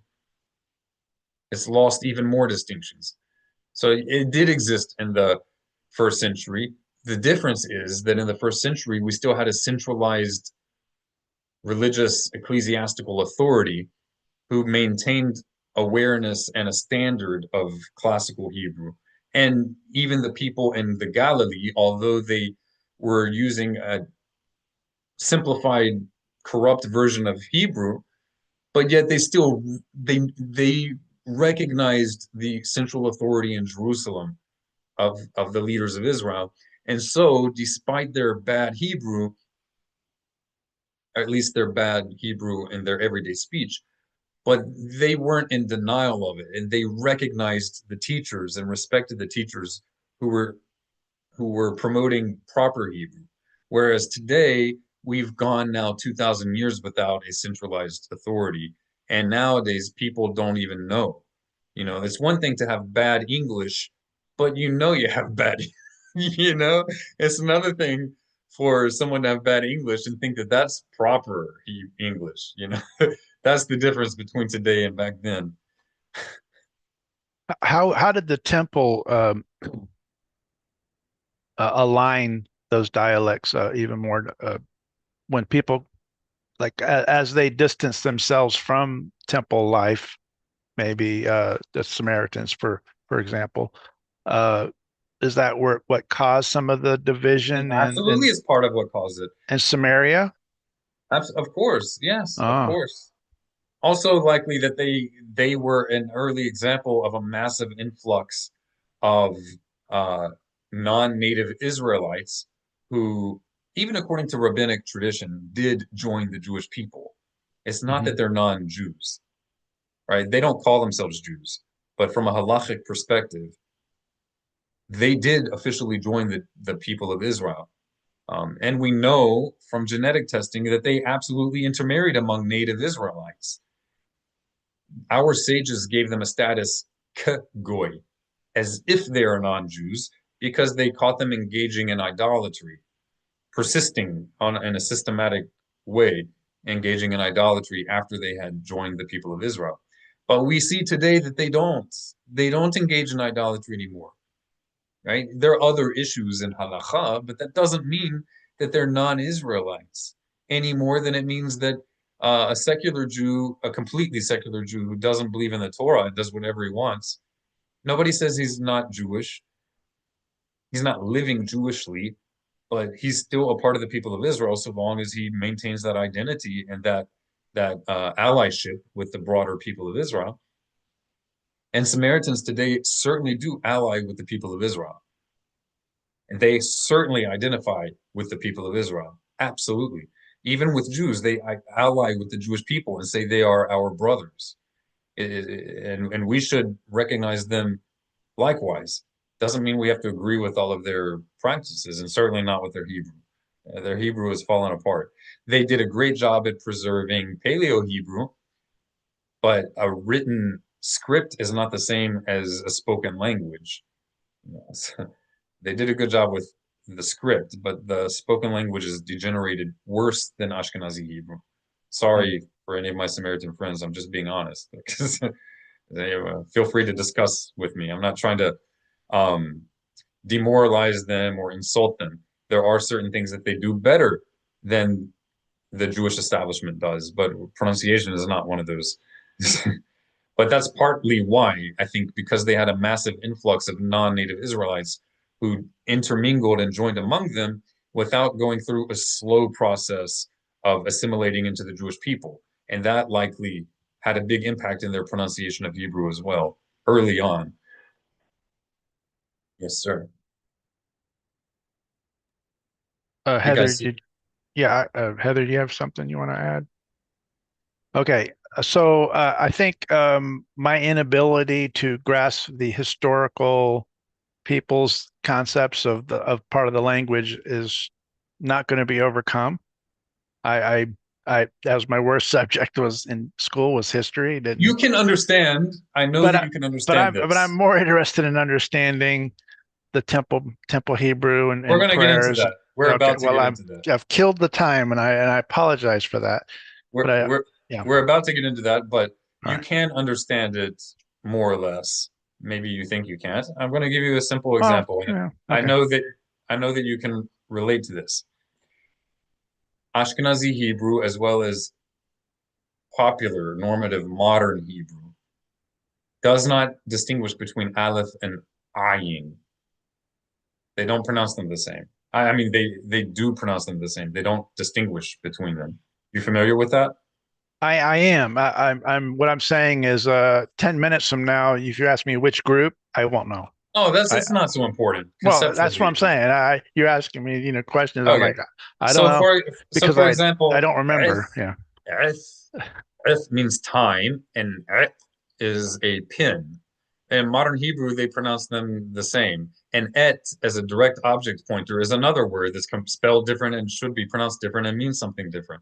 But in modern Hebrew, at least people under the age of 50 or 40 almost always pronounce all of these exactly the same. And there are others that's a lot more that they're all pronounced exactly the same, even though they're spelled differently and they have different meanings.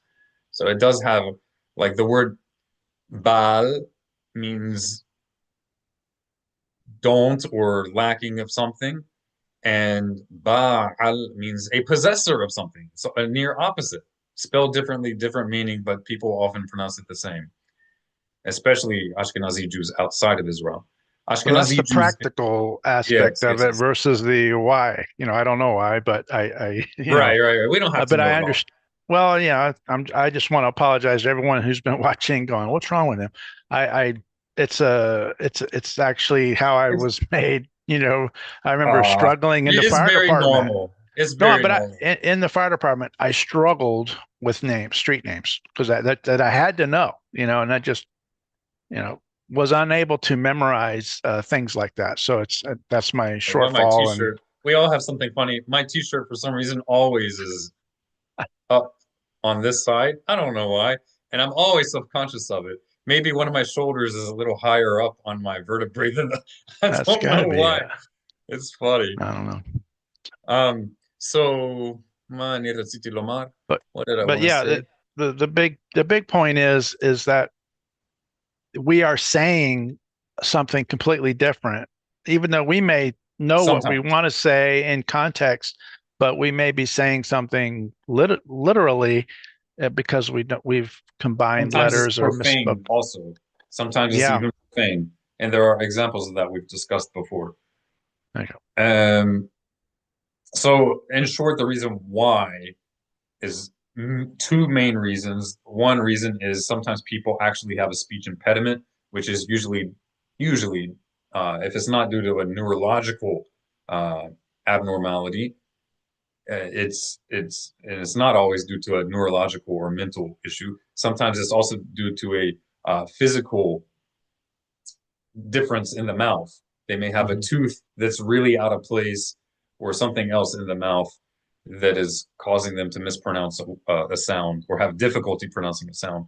And the other thing, so those are physical or mental things. The other reason is because the shape of our mouths and the position of our teeth can also be uh, affected from early childhood from our native languages. So if you grew up speaking a certain language, it can actually affect certain aspects of one's mouth and the muscles, the strength of the muscles in your tongue and in your throat. And many of these things, if not all of them, can be overcome and changed, but it takes time and persistence. So that's the other thing. We're influenced by our native languages. That's the other thing. So let's begin. We're gonna do an intro to classical pronunciation of Hebrew. Just an intro, all right?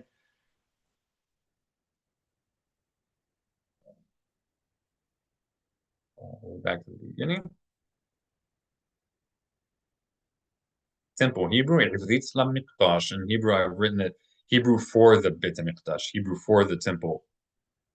And that's because our sages instructed that the high priest, all of the officials serving the temple, when doing official proclamations or recitations of the Bible, prayers, they're to use proper Hebrew to distinguish between each and every letter, particularly with regard to the consonants. Heather, would you like to read? The Hebrew or the English? I'll read the Hebrew, excuse me. I'll read the Hebrew and then you can read the English. Okay? Perfect. Ki oz peh el ammin صفا برورا اقرأ خلام بشم أذران دعوة شخم أحوذ Zephaniah chapter 3 verse 9. For at that time I will change the speech of the peoples to a pure language, that all of them may call upon the name of the Eternal and serve him with one accord.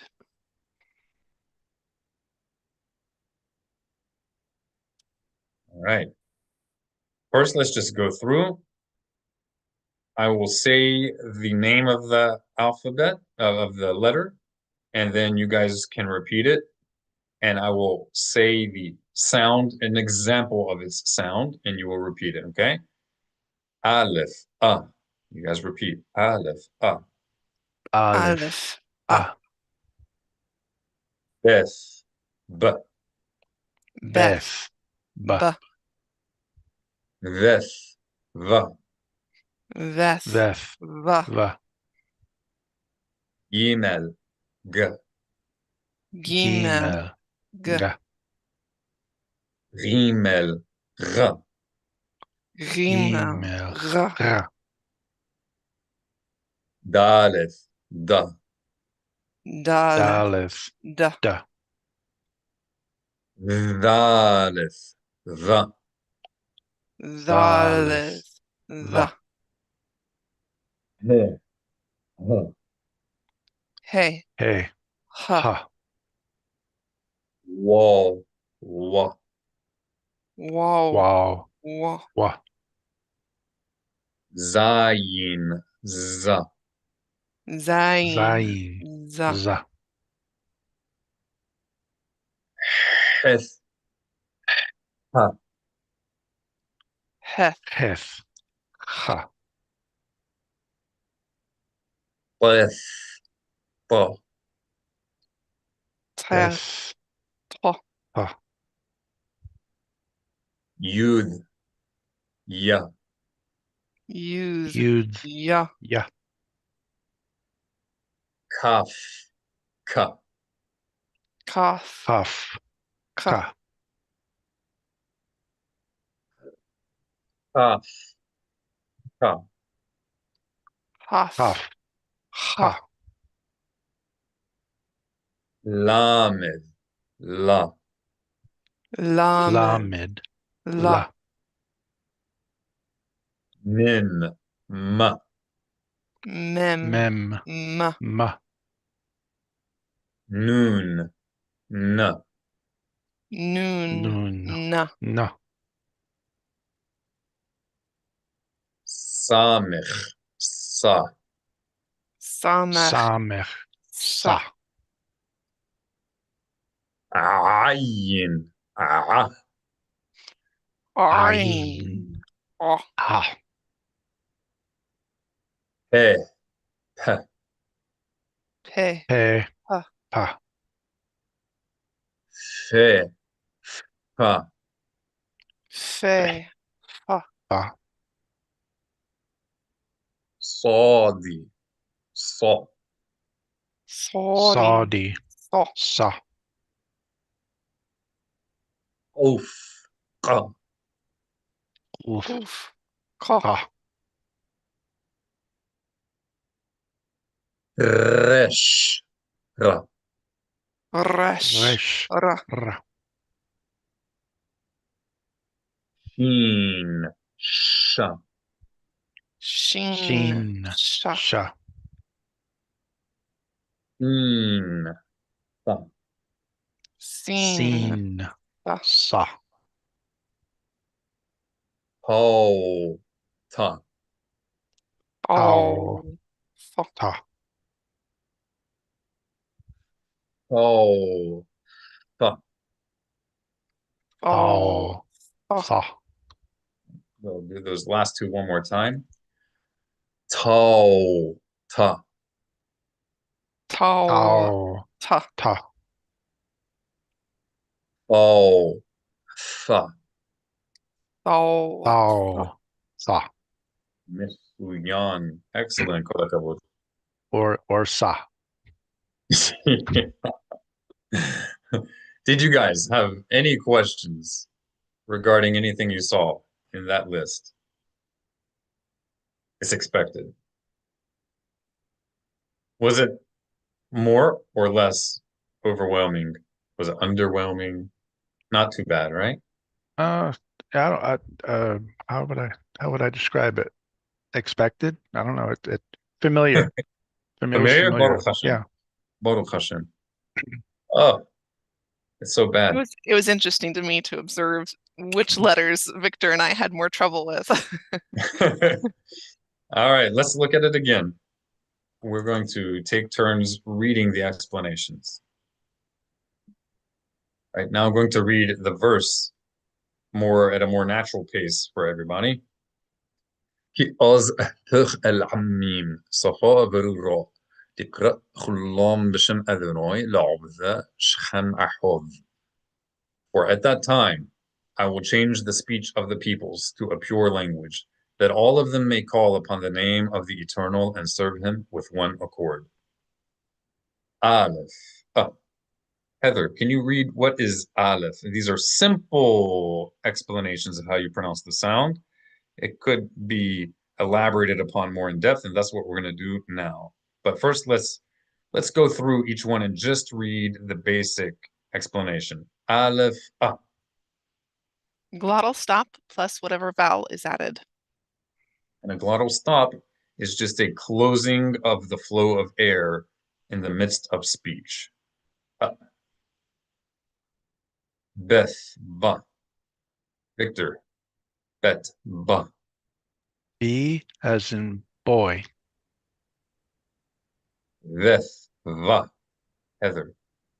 A V pronounced using only one's lips, no teeth. Sounds similar to the English V. Gimel, ga. G as in good. Can we say that one more time? G as in good. Or you want me to say g as in good? No, G as no. in, G is in good. yeah. One more time. Gimel, g. G as in good. Rimel, r. Similar to French R, a voiced velar fricative. Aleph, d. D as in dog.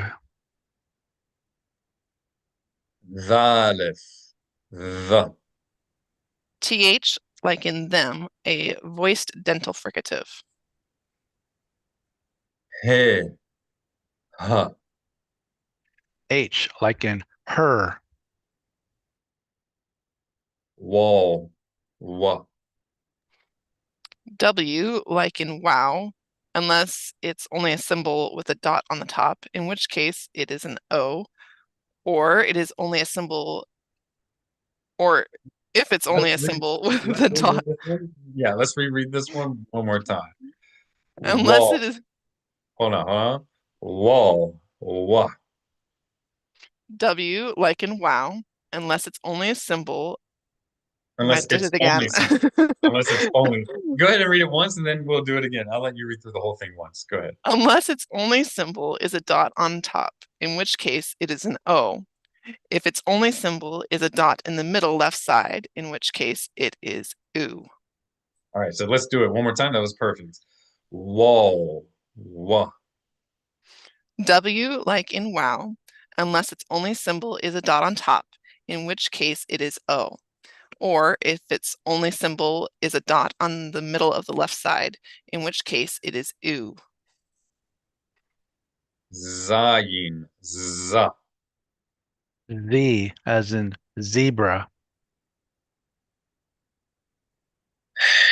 Heth, ha.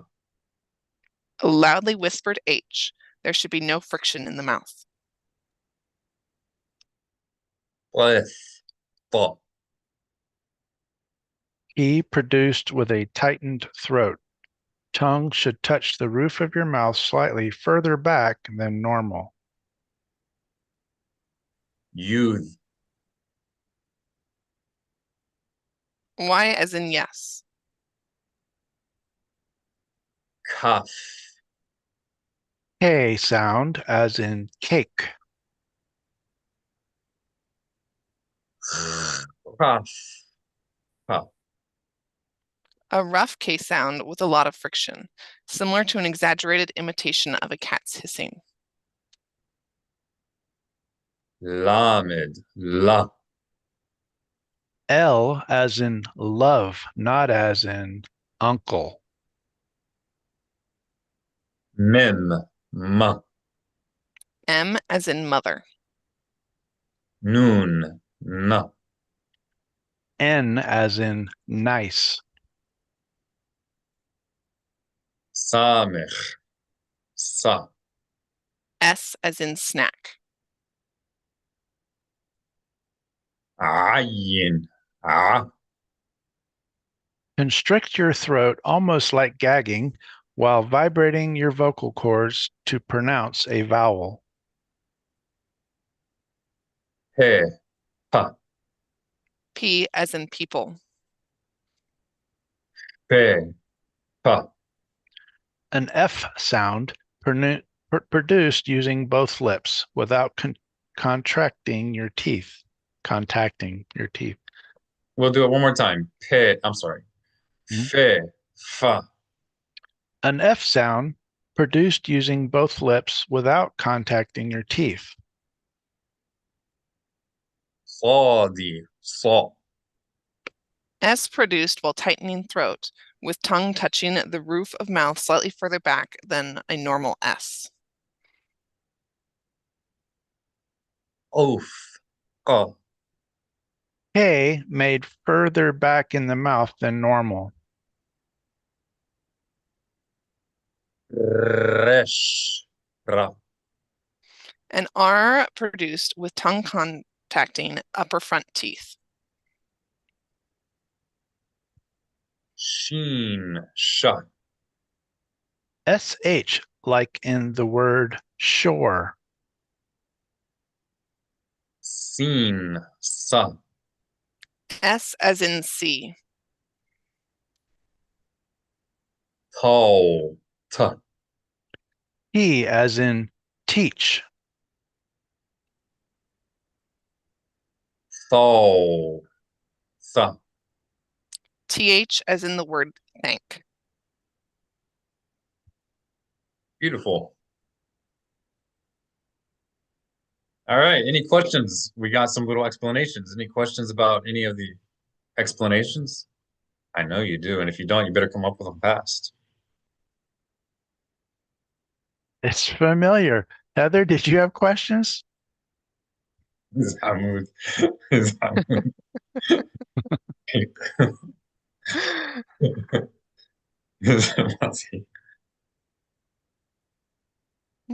Now I have to come up with something. All right. We'll go through it, and as I go through it, I will spur your inquisitiveness. I see. Oh, the cat hissing. That was a good one.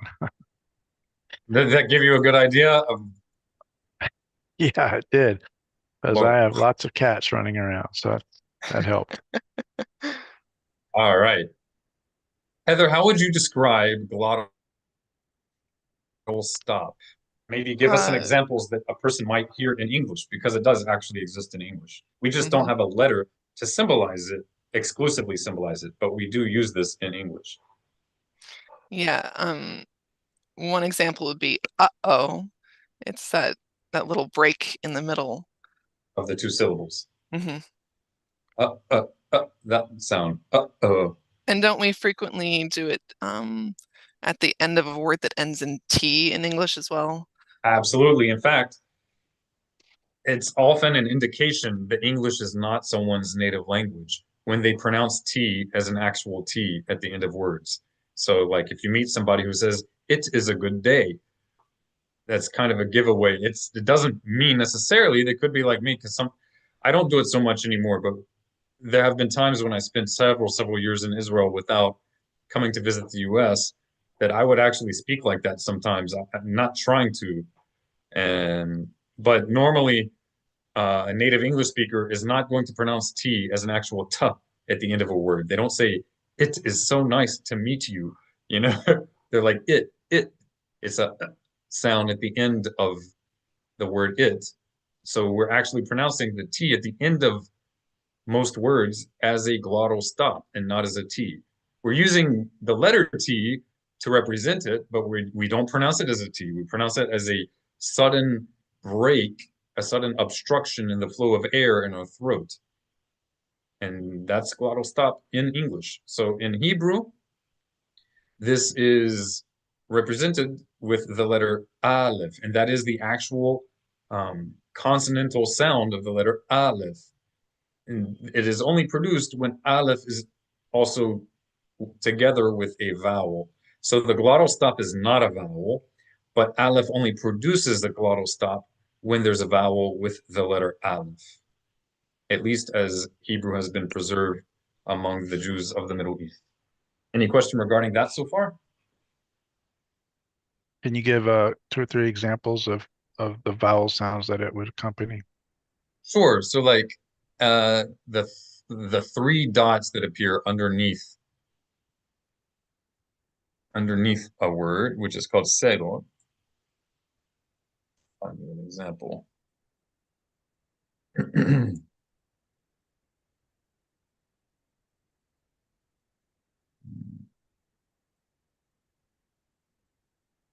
Okay, here we have one. This is in the first blessing of the Amidah, the central daily prayer of the Jewish people. All right, so this word, we find it over here, transliterated, and the glottal stop is often indicated in accurate transliterations, because not all transliterations really strive to be accurate, unfortunately. But in academia, especially in the academic world or among Middle Eastern Jews, if they're trying to accurately transliterate Hebrew, the glottal stop will often be indicated by this symbol, kind of like an apostrophe. So here you see an aleph with a vowel. So instead of saying hael, hael, in which case the ae is a diphthong. That's a fusion of two vowels. A diphthong is when two vowels are produced without a consonant breaking them or separating them. Most people in the United States, at least, most English-speaking Jews, would pronounce this hael. But in proper Hebrew, it would not be a diphthong. It would not be a vowel followed immediately by a vowel. Instead, there would be a break between it with the Hebrew consonant glottal stop, which is the sound of a pronounced aleph. So instead of ha'el, they would say ha'el, ha'el. You should hear clearly an sound, ha'el. And it can vary depending on the vowel. So let's say if this was an O instead of an E, you would say ha'el, ha'el, ha'el instead of ha'ol. Not ha'ol, but ha'el.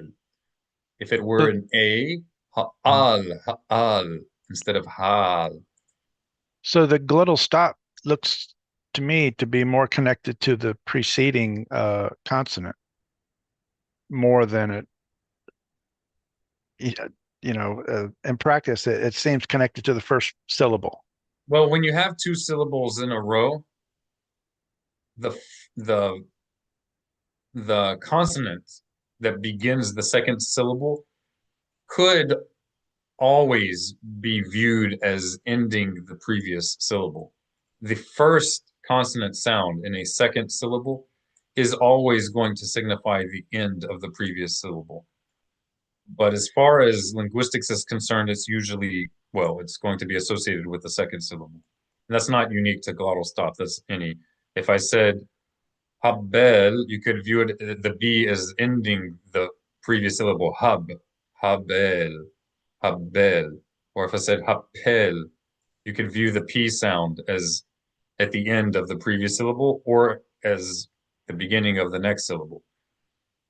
It's just, that's not really anything unique to the glottal stop. So that's Aleph.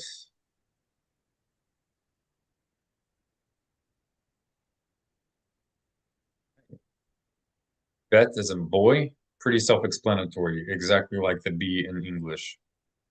Veth. Heather, would you like to read it again? And then maybe you guys can give any comments.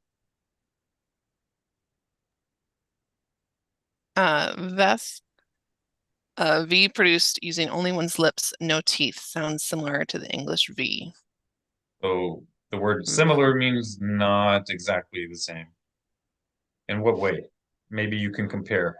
Make a V like, say, very, and think about what you're doing with your mouth and your lips, and then Yeah, contrast it to this.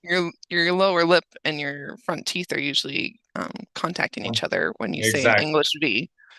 But it's going to be a different sound if you're using only your lips to say. That's right. It's a different sound. It is different.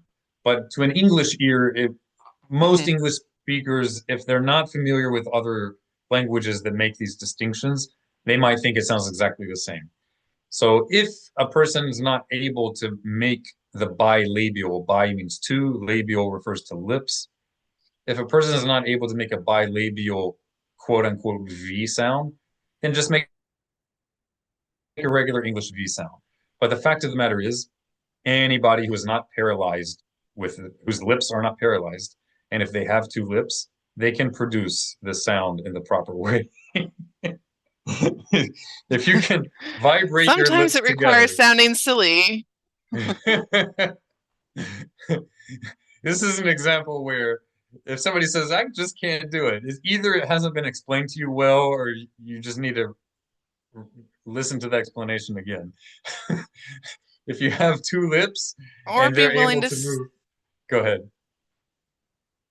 Yes, ma'am. or be willing to sound a little silly the first few times that you try, Of because it course, might yeah. not You need come to, out right. yeah. It's always good to practice these the first several times by yourself, so you won't be self-conscious. Otherwise, like if you're in your car with your spouse and they hear you going, they might just look over at you with a side eye and be like, "What the heck are you doing?" Well, as my name is Victor, which has a V sound in it, I don't think I'm familiar with pronouncing my name with a vibrating lips. So that's So an English V or for ever a hearing it that way. Yeah, for a Victor. visual demonstration, the English V is the lower Yeah. lip vibrating on the upper teeth, whereas this historically would have been bilabial, only your two lips vibrating. So instead of it's very, very. Victor is a very good boy. So this is actually part of the confusion with Spanish sometimes. One of the giveaways of a Spanish accent in English is that they confuse V's and B's. That's because in older types of Spanish, the V's were bilabial V's. And they still do this in Spanish. Some people do, some people don't. Mhm. So a lot of these things, as you start to think about them, then foreign accents start to make more sense. You can understand why they're actually occurring because some distinctions that exist in English don't exist in their native languages, the same way that some distinctions in Hebrew don't exist in English. Excuse me.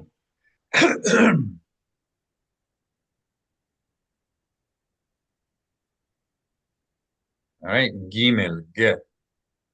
G is in good. So we can even see in English there are variations. The same way there are two types of G's in Hebrew, there's more than one type of G even in English. And there's no explicit indicator to let you know when it's a J and when it's a G.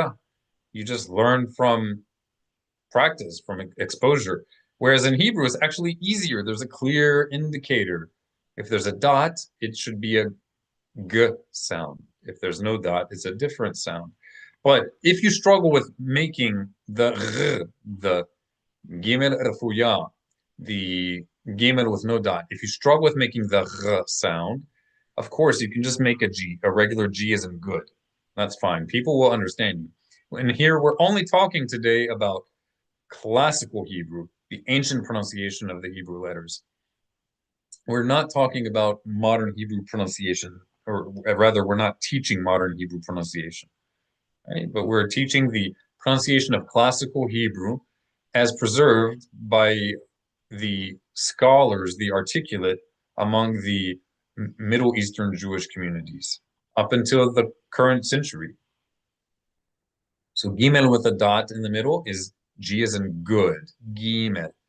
And then Gimel with no dot, Gimel. Any questions about that, you guys? I have a comment on our English pronunciation that we have, the whole debate between whether it's GIF or GIF because we don't have a way to distinguish between which sound is made when you have a G. Exactly. But that doesn't mean we're not able to understand each other, right? It doesn't mean as if Correct. they're speaking a different language. Now, many people associate these two letters and the distinction between them with the Jews of Yemen, exclusively with the Jews of Yemen, and that's a misnomer. Several other Middle Eastern Jewish communities preserved this distinction, and it's also explicitly discussed as being two distinct languages in all of the earliest texts in classical Jewish literature that examine Hebrew pronunciation. They all attest that these are two distinct sounds. These dots in the letters are not arbitrary. It's not like Jewish scribes were just like, oh, I just want to put a little dot here because I like the way it looks. It kind of looks like a deformed smiley face or something, No, it actually had a practical purpose. And it makes a difference in the meaning of certain words. It's not just fancy calligraphy. Right, right. So what is unique to the Jews of Yemen is that specifically the Jews of Yemen in the vicinity of Sana'a, the capital of Yemen, they pronounced Gimel when there was a dot in it as a G as in joy, and G as in George. And because the most influential leaders of the Jews of Yemen, once they arrived to Israel, were from the area of Sana'a, so their what was a regional variation of a broader diversity of Yemenite Hebrew their regional variation of Sana'ani Hebrew became associated with Yemenite Hebrew pronunciation, broadly speaking, but that's only happened in the last 40 or 50 years. That conflation between the Sana'ani Yemenite dialect, that is the Hebrew dialect of the Jews around the area of Sana'a, capital of Yemen, conflating it with the Hebrew pronunciation of all Yemenite Jews. In the Yemenite Jewish community currently, most educated Yemenite Jews who are, and I don't mean educated in the broad sense, even secular studies, I mean those educated in their Yemenite tradition, most of those who are educated in Yemenite tradition know these distinctions between the dialects of Yemenite Hebrew. But the broader Jewish world often has no awareness, and they just think that all Jews of Yemen pronounce this as Gimel. That is not correct. In fact, the majority of Jews in Yemen did not pronounce the letter Gimel when there's a dot in it as a Gimel. The majority did not. That was unique to the vicinity of Sana'a. And then when they moved to the land of Israel, because most of the Yemenite rabbinic leadership was from the area of Sana'a, then it quickly and rapidly spread in popularity in Israel, which was not the case in Yemen. In Yemen, most Jews pronounced it Gimel and Gimel instead of Gimel and Gimel, just like other communities around the Middle East pronounced it as Gimel and Gimel. There was, broadly speaking, a consensus. All right, so Gimel, not to be confused with not Gimel, but Gimel. And what it is you are vibrating the back of your tongue on your soft palate just adjacent to your uvula. And many pronounce it by vibrating your uvula on the back of your tongue. Both would be a way to distinguish it from the Gimel with a dot, though they're slightly different in their articulation. Any questions about this before we move on?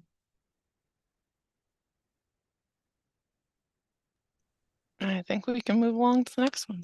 All right, Dalet, D as in dog.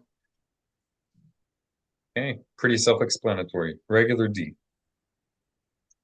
Be aware, though, when you're trying to learn how to make these sounds, it helps if you try to be conscious of what you're doing in your mouth. What part of your mouth or what part of your body in your mouth is moving and where it is making contact, or if it's making contact at all. So Daled, just like in English, you're making a D sound by touching the tip of your tongue to just behind your upper front teeth.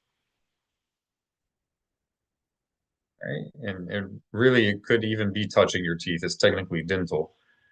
Excuse me. Daled. And then Daled without a dot, you are touching the tip of your tongue in the same place, but you are vibrating. You're activating your vocal cords as you do it. So Daled is voice. Daled is voiced, but it's plosive. So you're blocking the flow of air when there's a dot in it. And when there's no dot, you're relaxing the tip of your tongue and vibrating the tip of your tongue on your teeth as air flows around your tongue. Not to be confused with the TH in the word think. So notice, even in English, we have two types of TH, quote unquote THs. We have the TH in the word them, which is like a Daled. Then you have the TH in the word think, which is unvoiced, no vocal cord vibration. Okay, you're just simply exhaling while relaxing your throat without any friction. So he, as opposed to he. A lot of Spanish speakers will mispronounce the letter he as a he, like a jota. So he is not jota. It's not like the Spanish jota. It's very similar.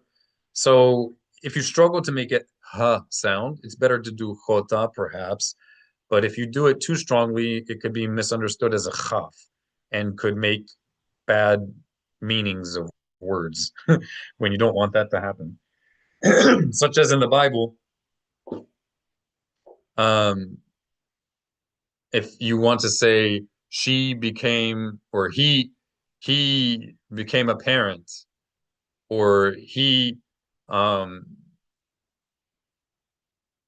he became a parent, or she became pregnant. It could sound like a form of, instead of hara, it could sound like khara, which is not a good word, if you know what I mean. Moving on. Wall. In modern Hebrew, this is pronounced as a V because they adopted it from the European pronunciation, which itself is influenced from non-Semitic European languages. It's not that European Hebrew pronunciation is not Hebrew. It's not that it's not the Hebrew language, but rather that there is some influence from the exile there. Right? So in modern Hebrew, this would be a Vav. Zayin, Zayin. Z as in zebra. So it's like making an S sound, but you vibrate your tongue while you're doing it. Z. F. F. F is not to be confused with the letter He. He, you exhale and your throat is completely relaxed with no friction anywhere. Hey, whereas Heth, again, there's no friction, but your throat is not relaxed. So the letter He, your throat is completely relaxed, and Het, your throat is not relaxed. It's slightly constricted. You're slightly constricting the flow of air through your throat. Hey, it's like a deep exhaling while you're trying to cause water vapor to form on glasses that you want to clean. So if you struggle with pronouncing this letter, just take the palm of your hand or a pair of glasses and imagine you're trying to cause water vapor to appear on, you're exhaling water vapor. So if you do that, you should notice that's not the same as a regular H, huh. Okay. Right. Pleth. Heather, I want to hear you try to make this sound. Oh boy. Tath. So do a regular T and then contrast it with this. Regular T is right up near your upper front teeth. In order to make this sound, however, in order to make that sound of pleth, you want to first notice where the tip of your tongue is touching when you make a T sound, t. In a regular T, it's the upper part of your mouth and it's adjacent to your upper front teeth. That's a regular T in English. So with pleth, what you're going to do is notice that location, make contact with the tip of your tongue and the roof of your mouth, but instead of contacting the roof of your mouth right at your upper front teeth, what you're going to do is slide. This is not while you're producing the sound. This is just to locate where you need to make contact.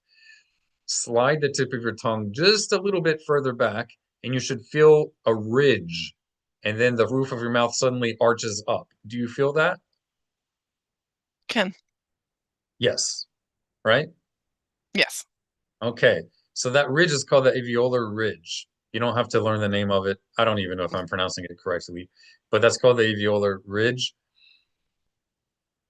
And that is where, not up in the arch and the roof of your mouth, not in there, but before it arches, if you slide from just behind your upper front teeth and go back just a little where you feel the arch begin, just before that arch, that's where you want to make the contact. So not ta, but ba, ba. Oh.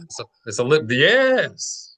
I can get it with an aw sound, but I have a hard time doing it with other vowels. It takes practice. It just takes practice. Okay. So you will make the T in that location a little bit further back, but not up in the arch of your roof of your mouth. All right? Just a little further back, right where that ridge is. And then you just slightly tighten your throat. Ball, ball. So it's almost like there's a ayin at the same time. Right? It's not a full-blown ayin. It's just a slight constricting of your tonsils or your throat while you're doing this. Ball, ball. It sometimes feels to me almost like I'm swallowing the vowel. Is that Yeah, that right? makes sense. That makes sense. That makes sense because a swallowing is an activation of the muscles in your throat. I'm moving that sound back down into my throat rather than Indeed. That's why sometimes people describe this as a hollow T. It sounds like it's hollowed out, Mhm. i.e., you're swallowing it. It's leaving your throat, your mouth. And this is why, even though th is in the mouth, so we don't call it a purely guttural letter, because guttural for Hebrews intents and purposes, guttural should mean nothing's happening in the cavity of the mouth between the lips and the uvula. So this is not guttural because there is contact in the mouth, but it's kind of quasi-guttural because it's an activation of muscles both in the mouth and in the throat. So it's kind of semi-guttural or quasi-guttural, right? It's a pharyngalized T. Oh, oh. Mr. Victor, have you run Sir, away? What, wall. what are you doing? What, I am thinking of the V what? still, and the how I don't know if it's Russians where they go Victor instead of Victor. A lot of European languages Victor. do this. Yeah. What? Was? In Yiddish, all the W's become V's. That's one of the differences between modern German and English. Uh, English is much more influenced by Latin than modern German, but English is in origin a German language. We were a northern German dialect from the Anglo tribes in northern Germany. That's why it's called English, from the Anglos, who then invaded the Anglo-Saxons, who invaded uh, Great Britain. So English is not actually native to the region now called England. It's it was a colonizing language who invaded that region, and then the language of the Anglo colonizers was then colonized by the Norman, the French. So it's a colonized language. But so in that older dialect of German, we had a w sound. So even though English is heavily colonized by a Latin language, i.e., French, which we adopted a lot, but even though we were heavily influenced by French, Latin through French, nonetheless, we've preserved a number of older German sounds that modern German has lost. So modern German preserved many originally German words that English has lost, but modern German lost a lot of the older German sounds that English has preserved. And that's the case with a lot of languages, where different dialects of the same language preserve different aspects of the older form of that language. Right?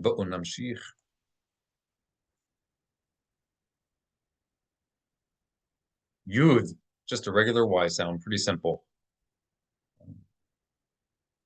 Spanish speakers, even if you are watching and you know English, but Spanish is your native language, be careful not to pronounce this like a J. So Y sounds have a tendency in some places to morph into a J sound. And that happens in Spanish a lot. In Latin languages, it's happened. It may have happened in English, and I'm not aware of any examples, but it happens in many languages. Even in Arabic, it happens. So it's not unique to one specific group. Kaf, just a regular K sound, like in the word cookie. I know we don't spell it with a K, but it's the K sound. It's easy to learn this letter because it looks like a backward C, though the C is actually what would be backward.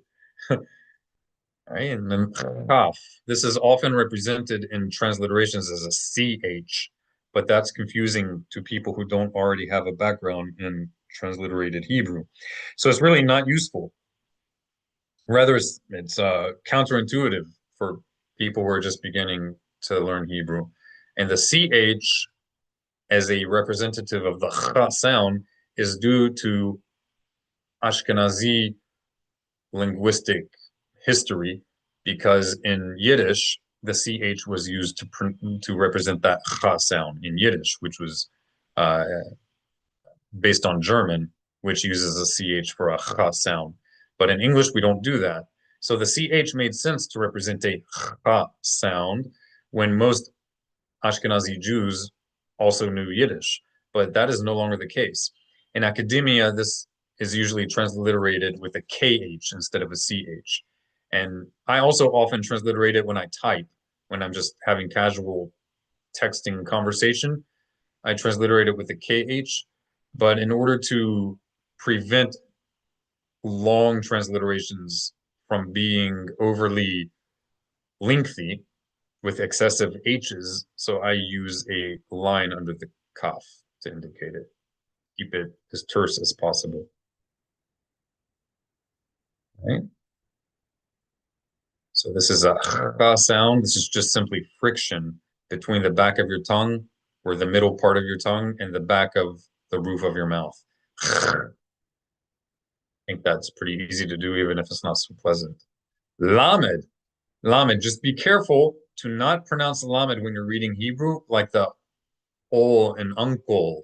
So English, believe it or not, has two types of L's. We only have one letter that represents both, but they are two distinct sounds, la and ol. One is in the back of the mouth, and one is with the tip of the tongue in the front of the mouth. Lamed is only that type at the beginning of a syllable in English. So if you don't want a thick English accent when you read Hebrew, make sure to not pronounce the lamed letter like you would pronounce an L at the end of syllables in English. Just because it's at the end of a syllable in Hebrew doesn't mean you should pronounce it like an L at the end of a syllable in English. So, for example, the word for to pray in Hebrew is litpalel. There are two L's at the end. Palel. Don't pronounce it if you don't want to sound like a thick English accent. Don't pronounce it litpalel. Lel. You don't want to do that. Now you're pronouncing it like the L in uncle. Litpalel. Instead, litpalel. Lel. Made with the tip of the tongue and the front of the mouth. Did that make sense to you guys? Yofi. It is possible, and I suspect there may have been at some point such an L as this. Like in English, how we have two L's. It may have existed in classical Hebrew because in classical Arabic it exists. And we know that Arabic has been very conservative with the pronunciation of consonants. Hebrew has preserved some things in ancient Semitic languages that Arabic has lost, but Arabic has preserved things that it seems Hebrew likely lost. That should not be shocking or blasphemous to us. One, because we were exiled for so long from our native land, and also because some of the greatest, most widely esteemed rabbis in Jewish history explicitly stated that we have lost knowledge of certain details of Hebrew pronunciation. And they also stated, even some of the earliest classical rabbinic literature, some of which are attributed to Hazal, to the Talmudic sages, state that that Arabic and Aramaic, in addition to Hebrew, that Arabic and Aramaic are also holy languages. This is in classical rabbinic literature, not usually discussed because of modern political controversies, but this is what our sages are recorded as having said. That Arabic, in addition to Hebrew, that Arabic and Aramaic also have holiness in them. One of the reasons is, and here I'm expounding in my own words, is because they share or they preserve different qualities or connotations of ancient Hebrew that we can learn from, especially for certain vague or ambiguous words in biblical texts, words that are very, very rare, that you don't have context to kind of figure out what they might mean. Right? So Hebrew was always used throughout all the generations, but that doesn't mean that every single word was always used. There were certain words that sort of fell out of use. So sometimes these words can be found still in use in Aramaic or in Arabic. And so these are like sparks, lahavdil, for those who know, inside joke, sparks of the holiness of Hebrew that are in Arabic and Aramaic. So that's just one reason why it's useful to become familiar with those words after you've got in a good command of Hebrew. Any questions, you guys? Awfully Well, quiet. Aramaic became very common, I guess, with Onkelos or reading Onkelos. Correct. So when did that happen, and why did it happen? Well, it likely happened long before Onkelos was put to text or written form. It may have happened. I think it's likely that it started to happen even before Onkelos was alive, and that, we just call it Onkelos because he's the guy who formalized it, kind of codified it. But I suspect, at least by the time of Ezra HaSofer, Ezra the scribe, as we find in the book of Ezra in the Bible, there's a record there of them speaking a mixed language, and they tried to purify their language. And there was a loss of knowledge of Torah from in that generation. So Ezra the scribe, and his court enacted a lot of enactments in order to revive knowledge of Hebrew and knowledge of the Bible. And it is believed that translating the Torah during a Torah reading is one of those enactments. And they would have been speaking some early dialect of Aramaic at that time. So it could very well be, and it's widely believed, that the Onkelos translation of the Torah into Aramaic preserves understandings of the Hebrew translated into Aramaic, but translating oftentimes it expounds a little bit more than you would find in the simple text of the Hebrew original, because it's trying to convey connotations of the word that a person might not know is in that one Hebrew word. Because as in English and as in every language, a word can have certain nuanced connotation in one context that it doesn't have in other contexts. So learning Hebrew or learning any language can help you become more aware of even your own language. And this is good for sharpening the mind as well. So it likely predates Onkelos, at least some of the teachings in Onkelos. Right, so we learned today that there are two L's in English. Who would have known? Did either of you guys know that already? Only Yeah. because I've heard you teach it before. Uh, and the funny thing is, you already kind of knew on a subconscious level. Mhm. It just wasn't conscious, because all English speakers, all native English speakers use two L's, but we're just not thinking about it when we do it. All right, Mhm. M as in mother. Pretty simple. M as in mother or milk or master, regular M. N as in never. N as in nice. So it should not be pronounced like in the word uncle Onkelos. or unculos. So it shouldn't be unculos, but unculos. Unculo. There are two types of N's, just like there are two types of L's. Either of you want to give it a shot, explaining the two types of N's that we have in English? So just like the L, you have one with a contact of the tip of the tongue near your teeth in the front, but you also have an L further in the back without a tongue contact in the front. So also with an N. We don't say uncle touching here. We say uncle, making contact, not with the tip of the tongue. When you say uncle, you're not using the tip of your tongue. You're using the middle part or the back part. I think it's the middle part of your tongue instead of the tip. And you're making contact much further back in your mouth. The contact is on the roof of your mouth, but further back instead of in the front. So the Hebrew letter nun, at least as it's been preserved, is only the one like at the beginning of a syllable in English. In as in never, not like at the end of a syllable, like in uncle. Right. So that's another way, if you want to avoid an English accent, be aware of that. Especially when the Hebrew letter in might be followed by a G or a K, because that's when we usually do that deeper type of in English, when it's followed by a G or a K. All right, like king. We don't say king, we say king. So you don't want to transfer those patterns into Hebrew. If you can, you're probably going to be understood, but that's that's one of the things that's going to give you an English accent. Now, it might be that ancient Hebrew had both types. I really do suspect that it did, but I don't. If there wasn't a living tradition that we've inherited, I don't, implement that or put that on people. But I think it's likely that we did because one, classical Arabic has it, and two, we see something funny with Hebrew and the letter nun. Are you guys familiar with the disappearing nun? Inverted noon? Oh, yeah, but that's not a pronunciation issue. Yeah, that's No. Yeah. so there is a well-known Disappearing. there's a well-known phenomenon that anybody who's entering into advanced Hebrew will become aware of.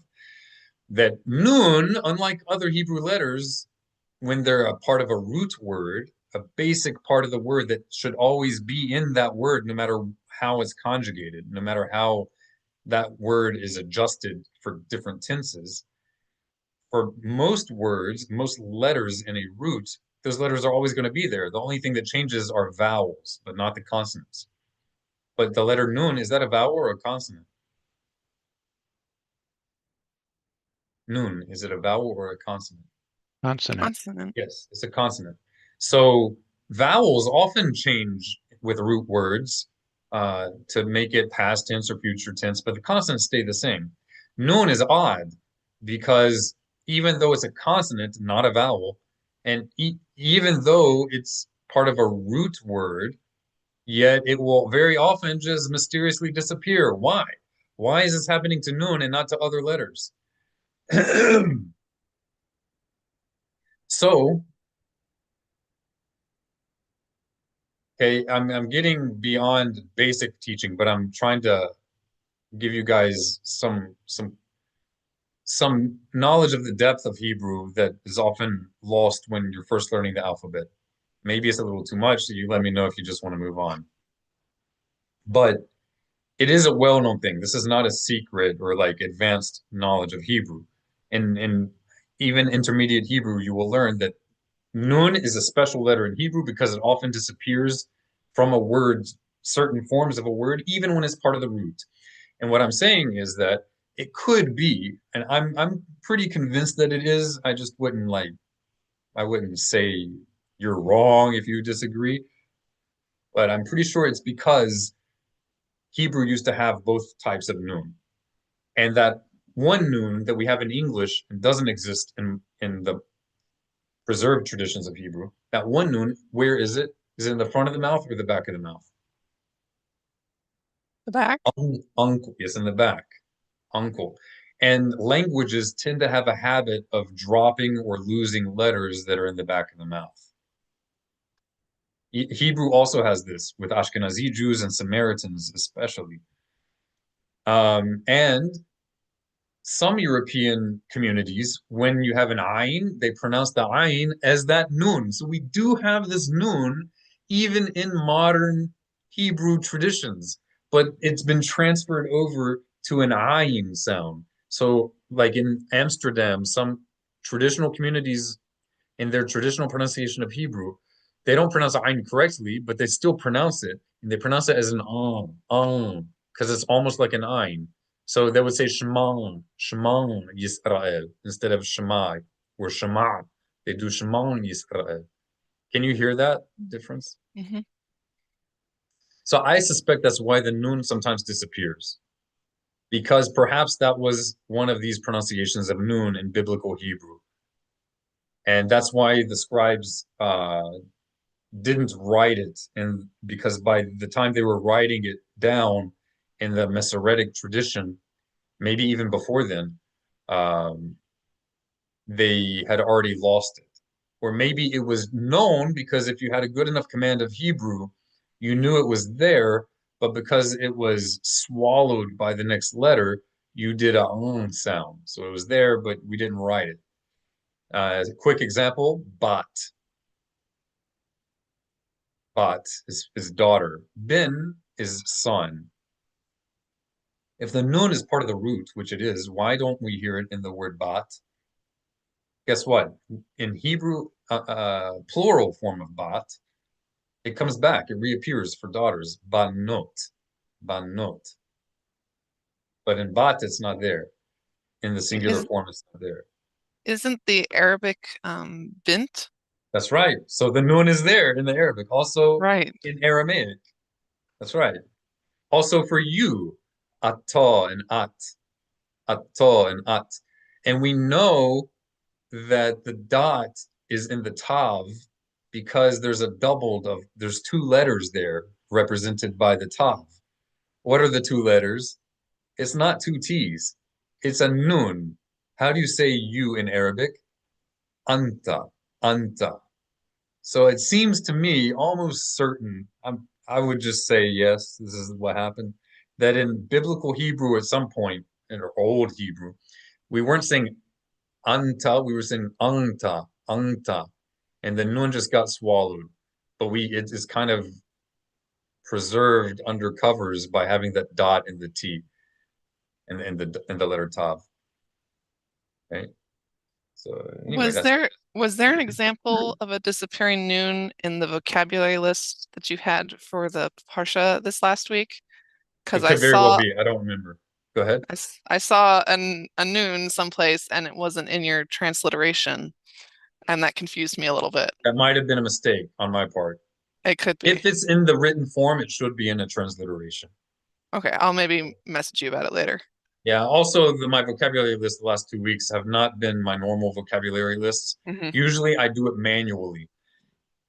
I compare the word frequencies of each week's Torah portion. And then I make sure that, well, I exclude the most frequent words in a Torah portion if those words already appeared in a previous week's. And I have to do that manually. Maybe AI could help me, but so far it's too complicated. But the last 2 weeks I've just used AI because I ran out of time, so I have to redo those. And you can see that it's different. But normally, just that you guys know, it takes me a while because it's not just AI. I'm like manually looking back at all of it takes forever. But that's useful. I do this for you because I love you. I just don't get We're appreciated. failing it. We're failing it. I'm not feeling it. I need to feel it more. No, I this is have what a you got. question. I have a Yes, question. sir. I'm just picking with you guys. Yeah. So, pronunciation wise, the Karaite, where do they fall? Well, into there's this? more than one Karaite community, sadly, because they're already a tiny community. So, division doesn't really help with preservation. But to their credit, they tend to be, I don't know from my own experience. I just know from reading. And what I've read might be regarding Karaites 50 years ago and not currently. Or the over 50, under 50, Yeah, possibly. very well Yeah. could be. Because whether we like it or not, people don't always, it's just difficult. It's a challenge to preserve things when everybody around you doesn't care or doesn't know. So I would imagine it's a similar trend as it is with Middle Eastern Jews, that maybe they know things should be a certain way, but they're not careful with it. But I honestly don't know. What I can tell you is that historically, and even today, there's more than one historical Karaite community.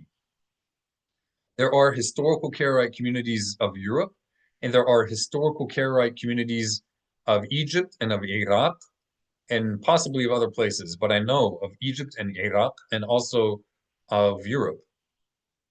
And they had some differences among them. There was not just one Karaite community, and the differences were not only geographic. Nehemiah Gordon is not well, I cannot speak for him because I'm not, I don't know in depth about him, but what I do know is that he feels free to disagree with the Karaite establishment. And I also know that he was not born and raised in a Karaite community. So I don't know if his identifying as a Karaite is simply only in his rejection of the authority of the sages of Israel, or if it is more orthodox Karaite, for lack of a better term, meaning historical Karaite. Because if you are part of a historical Karaite community, it's a common misnomer online Karaites are often not part of the historical Karaite community. People should know that. A lot of people, possibly even most people who say they're Karaites on the internet, are not part of the historical Karaite communities. And they just use the term as, oh, I don't want to bind myself to historical Jewish practice. So I just want to do whatever I think it means in the Bible, whatever I think. To sound more purist, Yeah, but possibly. in fact, although historical Karaite communities did not feel strictly bound by the rabbinic traditions of the Talmud and the Mishnah, but they were not an every man for himself community. They still had their own sages, and they respected the instruction of their sages, and they had many of their own ancient traditions. So even though they felt liberty to interpret the Bible as they understood it personally, but they did that with respect and with deference to their community standards in the Karaite world. It was not a free for all, as you will often find so-called Karaites online. Now, with regard to Nehemiah Gordon, I can't speak honestly about him because I'm not, I mean, neither am I a disciple of his, but I'm also not an arch enemy. I strongly disagree with him on some basic things, and I think he's very presumptuous on some things. But I do understand where he's coming from, having not gotten a good Jewish education, and being educated by secular Jews in a Israeli university is not a classic Jewish education. Everybody should know that. So should Nehemiah Gordon. So he did not get a good Jewish education, if any at all. I suppose he got some Karaite education, but I don't know if his opinions, because I've not heard all his opinions, but I don't know if he identifies as a Karaite in the classical sense, as a classical historical Karaite, if he embraced that or not, or if he means that he's Karaite just in the sense that he wants to be able to not feel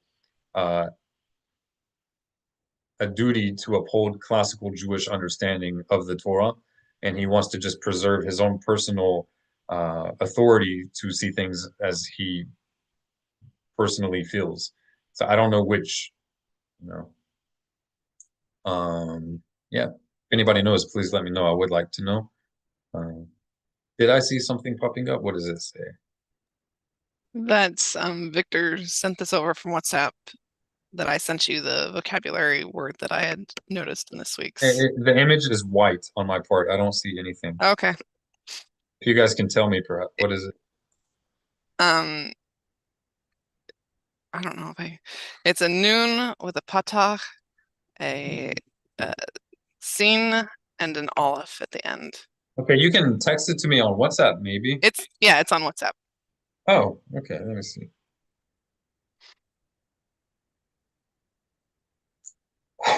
Yeah, that's a mistake. Okay. That's yeah, that's the name of last week's Torah portion. No sir, no sir. Yeah. Wow, that's a bad mistake. Embarrassing. Uh, thank you for that. No worries. Thanks a lot. All right, Samech regular S sound. This is the only letter in the Hebrew alphabet that there is no academically documented, to my knowledge, distinction between it and the letter Sin in any of the documented traditional pronunciations of Hebrew. Yes, sir. Sorry, I lost internet and power, and I stepped outside, so sheep are noisy. So anyway, I wasn't saying anything. I just getting back in. All right. Baruch haba. Welcome back, Ahi. Drink plenty of water and slather sunscreen all over that holy Mediterranean looking skin you got there.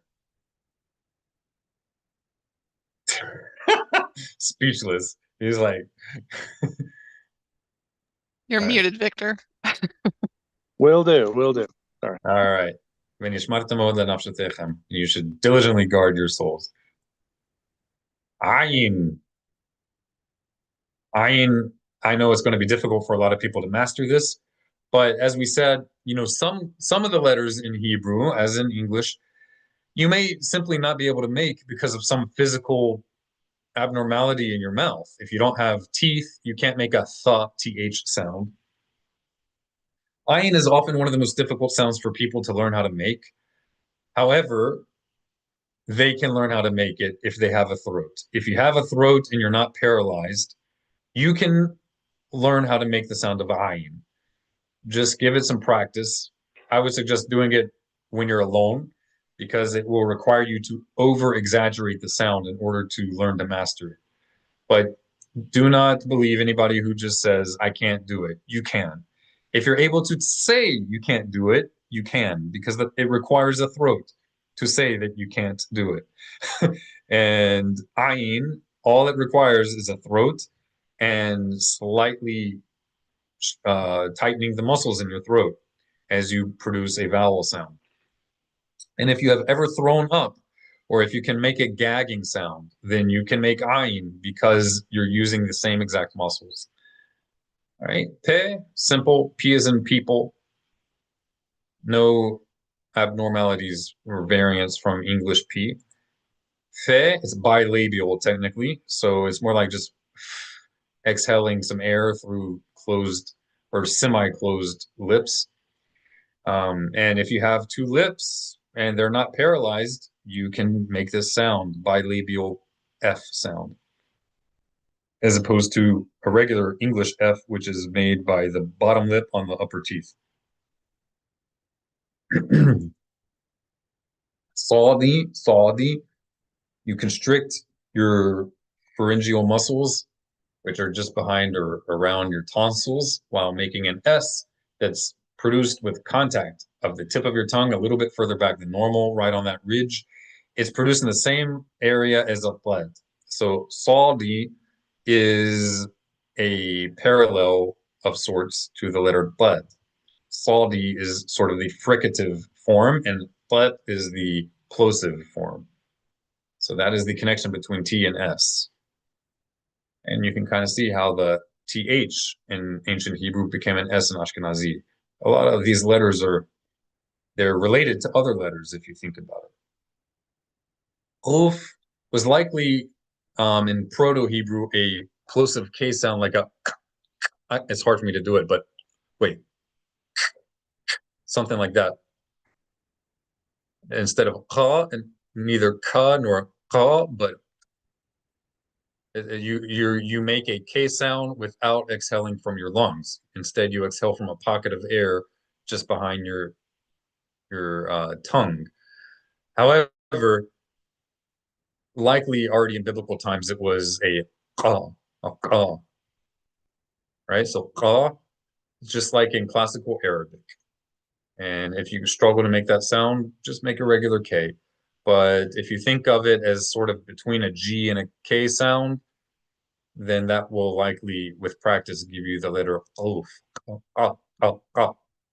right? And you can really overdo it, but sometimes we need to overdo for practice.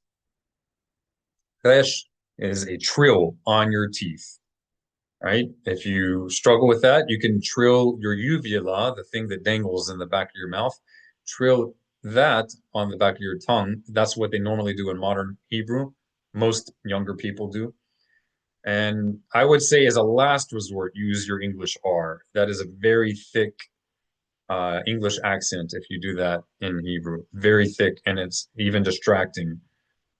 It can be very distracting. So try to learn how to make a resh. It may take time. Don't give up. Sheen, just SH like in shore, or she, very simple. Seen, regular S, like in the word see or salvation or sanctified. Tall, T, like in turtle, but really, ideally, the tip of your tongue would touch the back of your upper front teeth. And thal. This is the tip of your tongue touching your upper front teeth. All right, just like in the word think, as opposed to a daled without a dot, which is they. A th like in the word they instead of think. And that's a conclusion That concludes our exhaustive examination of classical Hebrew. Everything you need to know. We'll continue it next time. A little more detail, less emphasis on the execution of these sounds, how to articulate them, and more application looking at Hebrew words. You guys have any questions before we move on?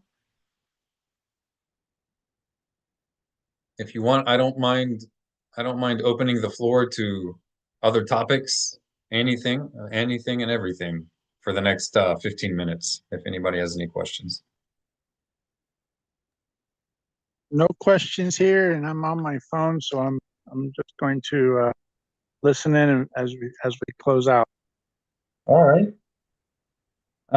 So feel free, all our viewers, to leave your questions and comments under the YouTube video, Facebook, or on WhatsApp, Telegram, and we will get to those next time. Heather can add it to the list for our question and answers day.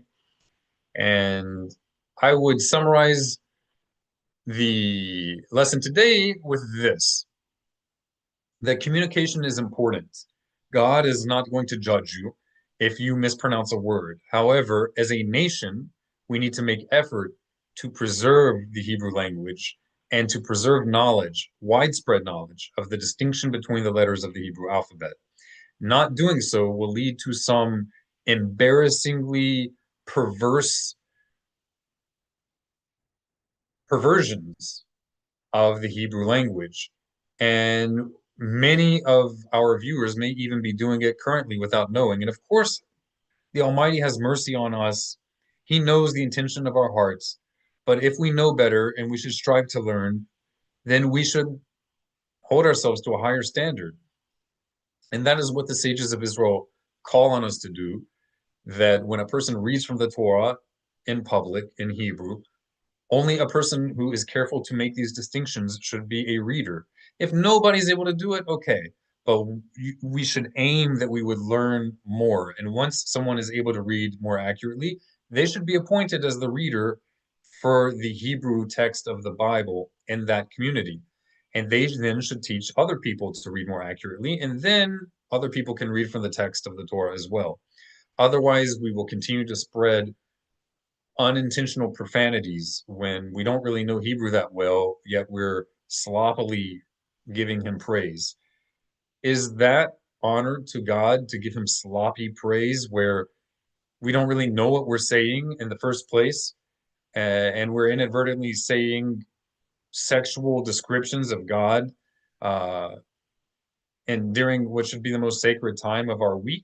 God forbid. And that's what's happening all over the Jewish world currently, outside of Israel. In Israel, because they know the meanings of words, they're more careful with these particular words. But even in the most strict Orthodox communities, very often they sexualize the Creator without knowing that they're doing so.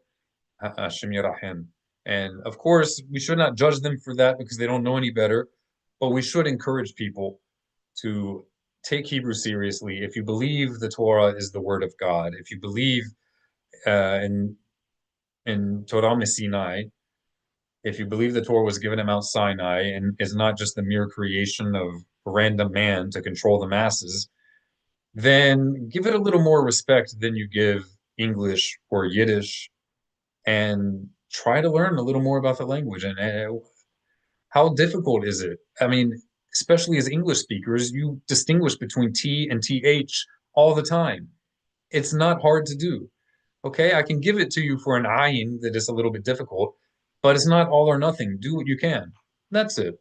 To be honorable to God, and that it be more readily clear to people that we are a Middle Eastern nation, right? When we don't have any of the sounds native to the Middle East, it's very easy for people to fall for the lie that we're just a bunch of white European nations that invaded the land of Israel. Nonsense.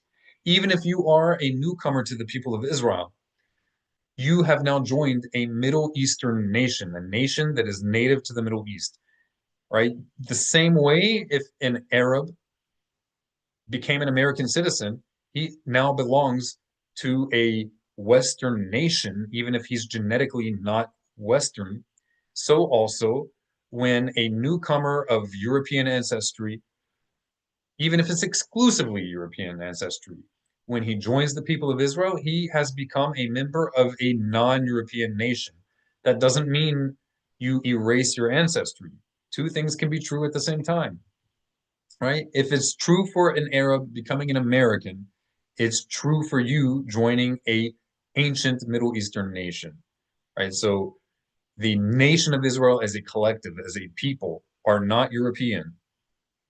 Even if you as an individual join them, right? That has precedent even in ancient times, right? And point out, call a spade a spade.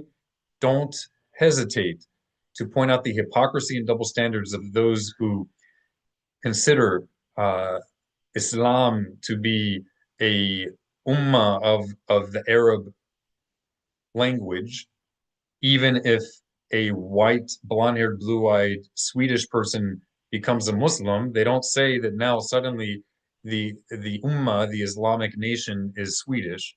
So don't apply that to the Jewish people. Okay?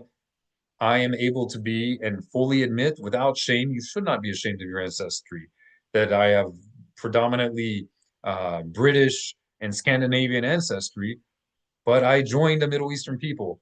How is this relevant to Hebrew?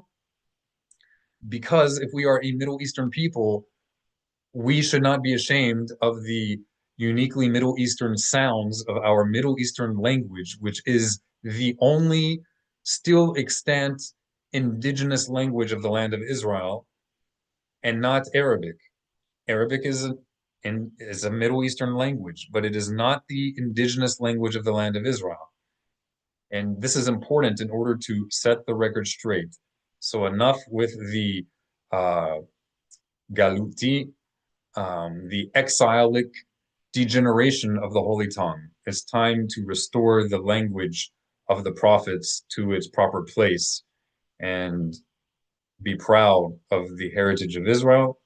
Lift up your heads, and when people point out the loss of these details of the Hebrew language, call them out for it and say, yes, this was at the hands of our oppressors with whom you align when you malign us.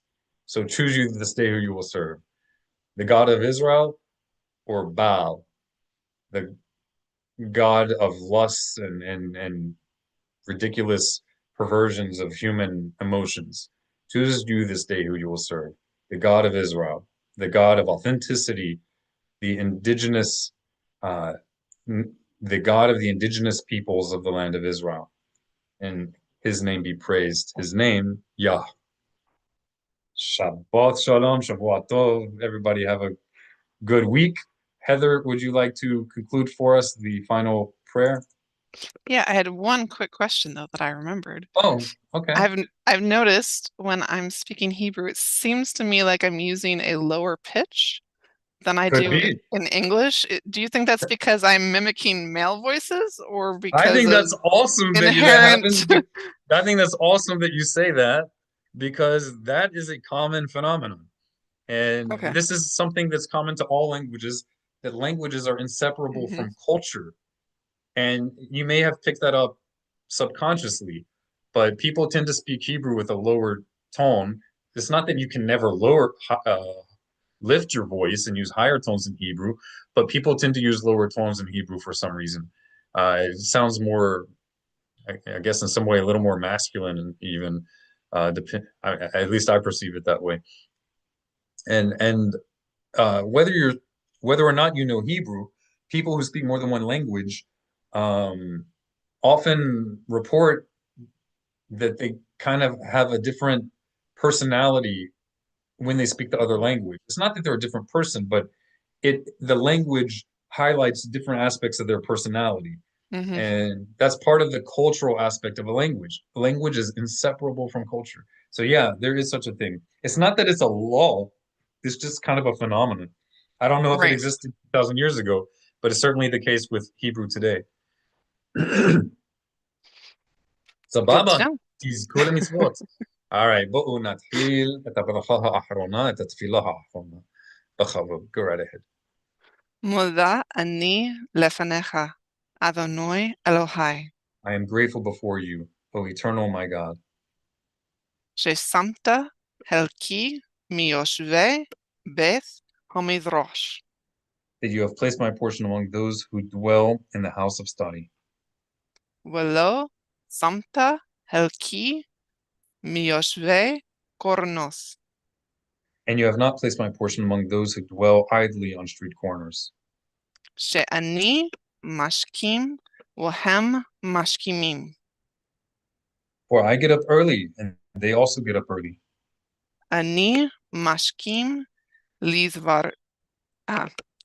לדבר, דברי, there we go, לדברי, לדברי תורה. For I get up early unto words of Torah, unto words of divine guidance. והם משכימים לדברים בטלים. But they get up early unto empty matters. אני עמל והם עמלים. I toil, I work hard, and they toil. אני עמל ומקבל שכר. I toil, and I receive just reward. והם עמלים ואין מקבלים שכר. They also work hard, but they do not receive reward commensurate to their toil. אני רוץ והם רוצים. I run, and they run. אני רוץ לחיי העולם הבא. I run into life of the world to come. והם רוצים לבאר שחף. But they run into a pit of destruction. May it be your will before you, O eternal, compassionate God,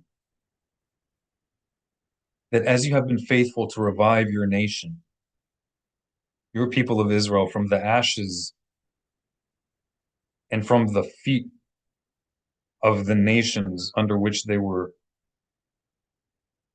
trodden, so also revive your language, your holy tongue, as you said in the words of the prophet Zephaniah. Revive us unto the language of your prophets. Purify our lips, not only in phonetic speech, but also in a speech of purity of heart, that we speak with patience, we speak words of kindness and compassion, and we also speak words of truth and directness without shame, for the sake of your name and for the sake of your people, to remember and to exhibit in our words and our deeds that those who are compassionate to the cruel are cruel to the compassionate, but those who are compassionate and kind to the compassionate deal justly and without shame, harshness to the cruel.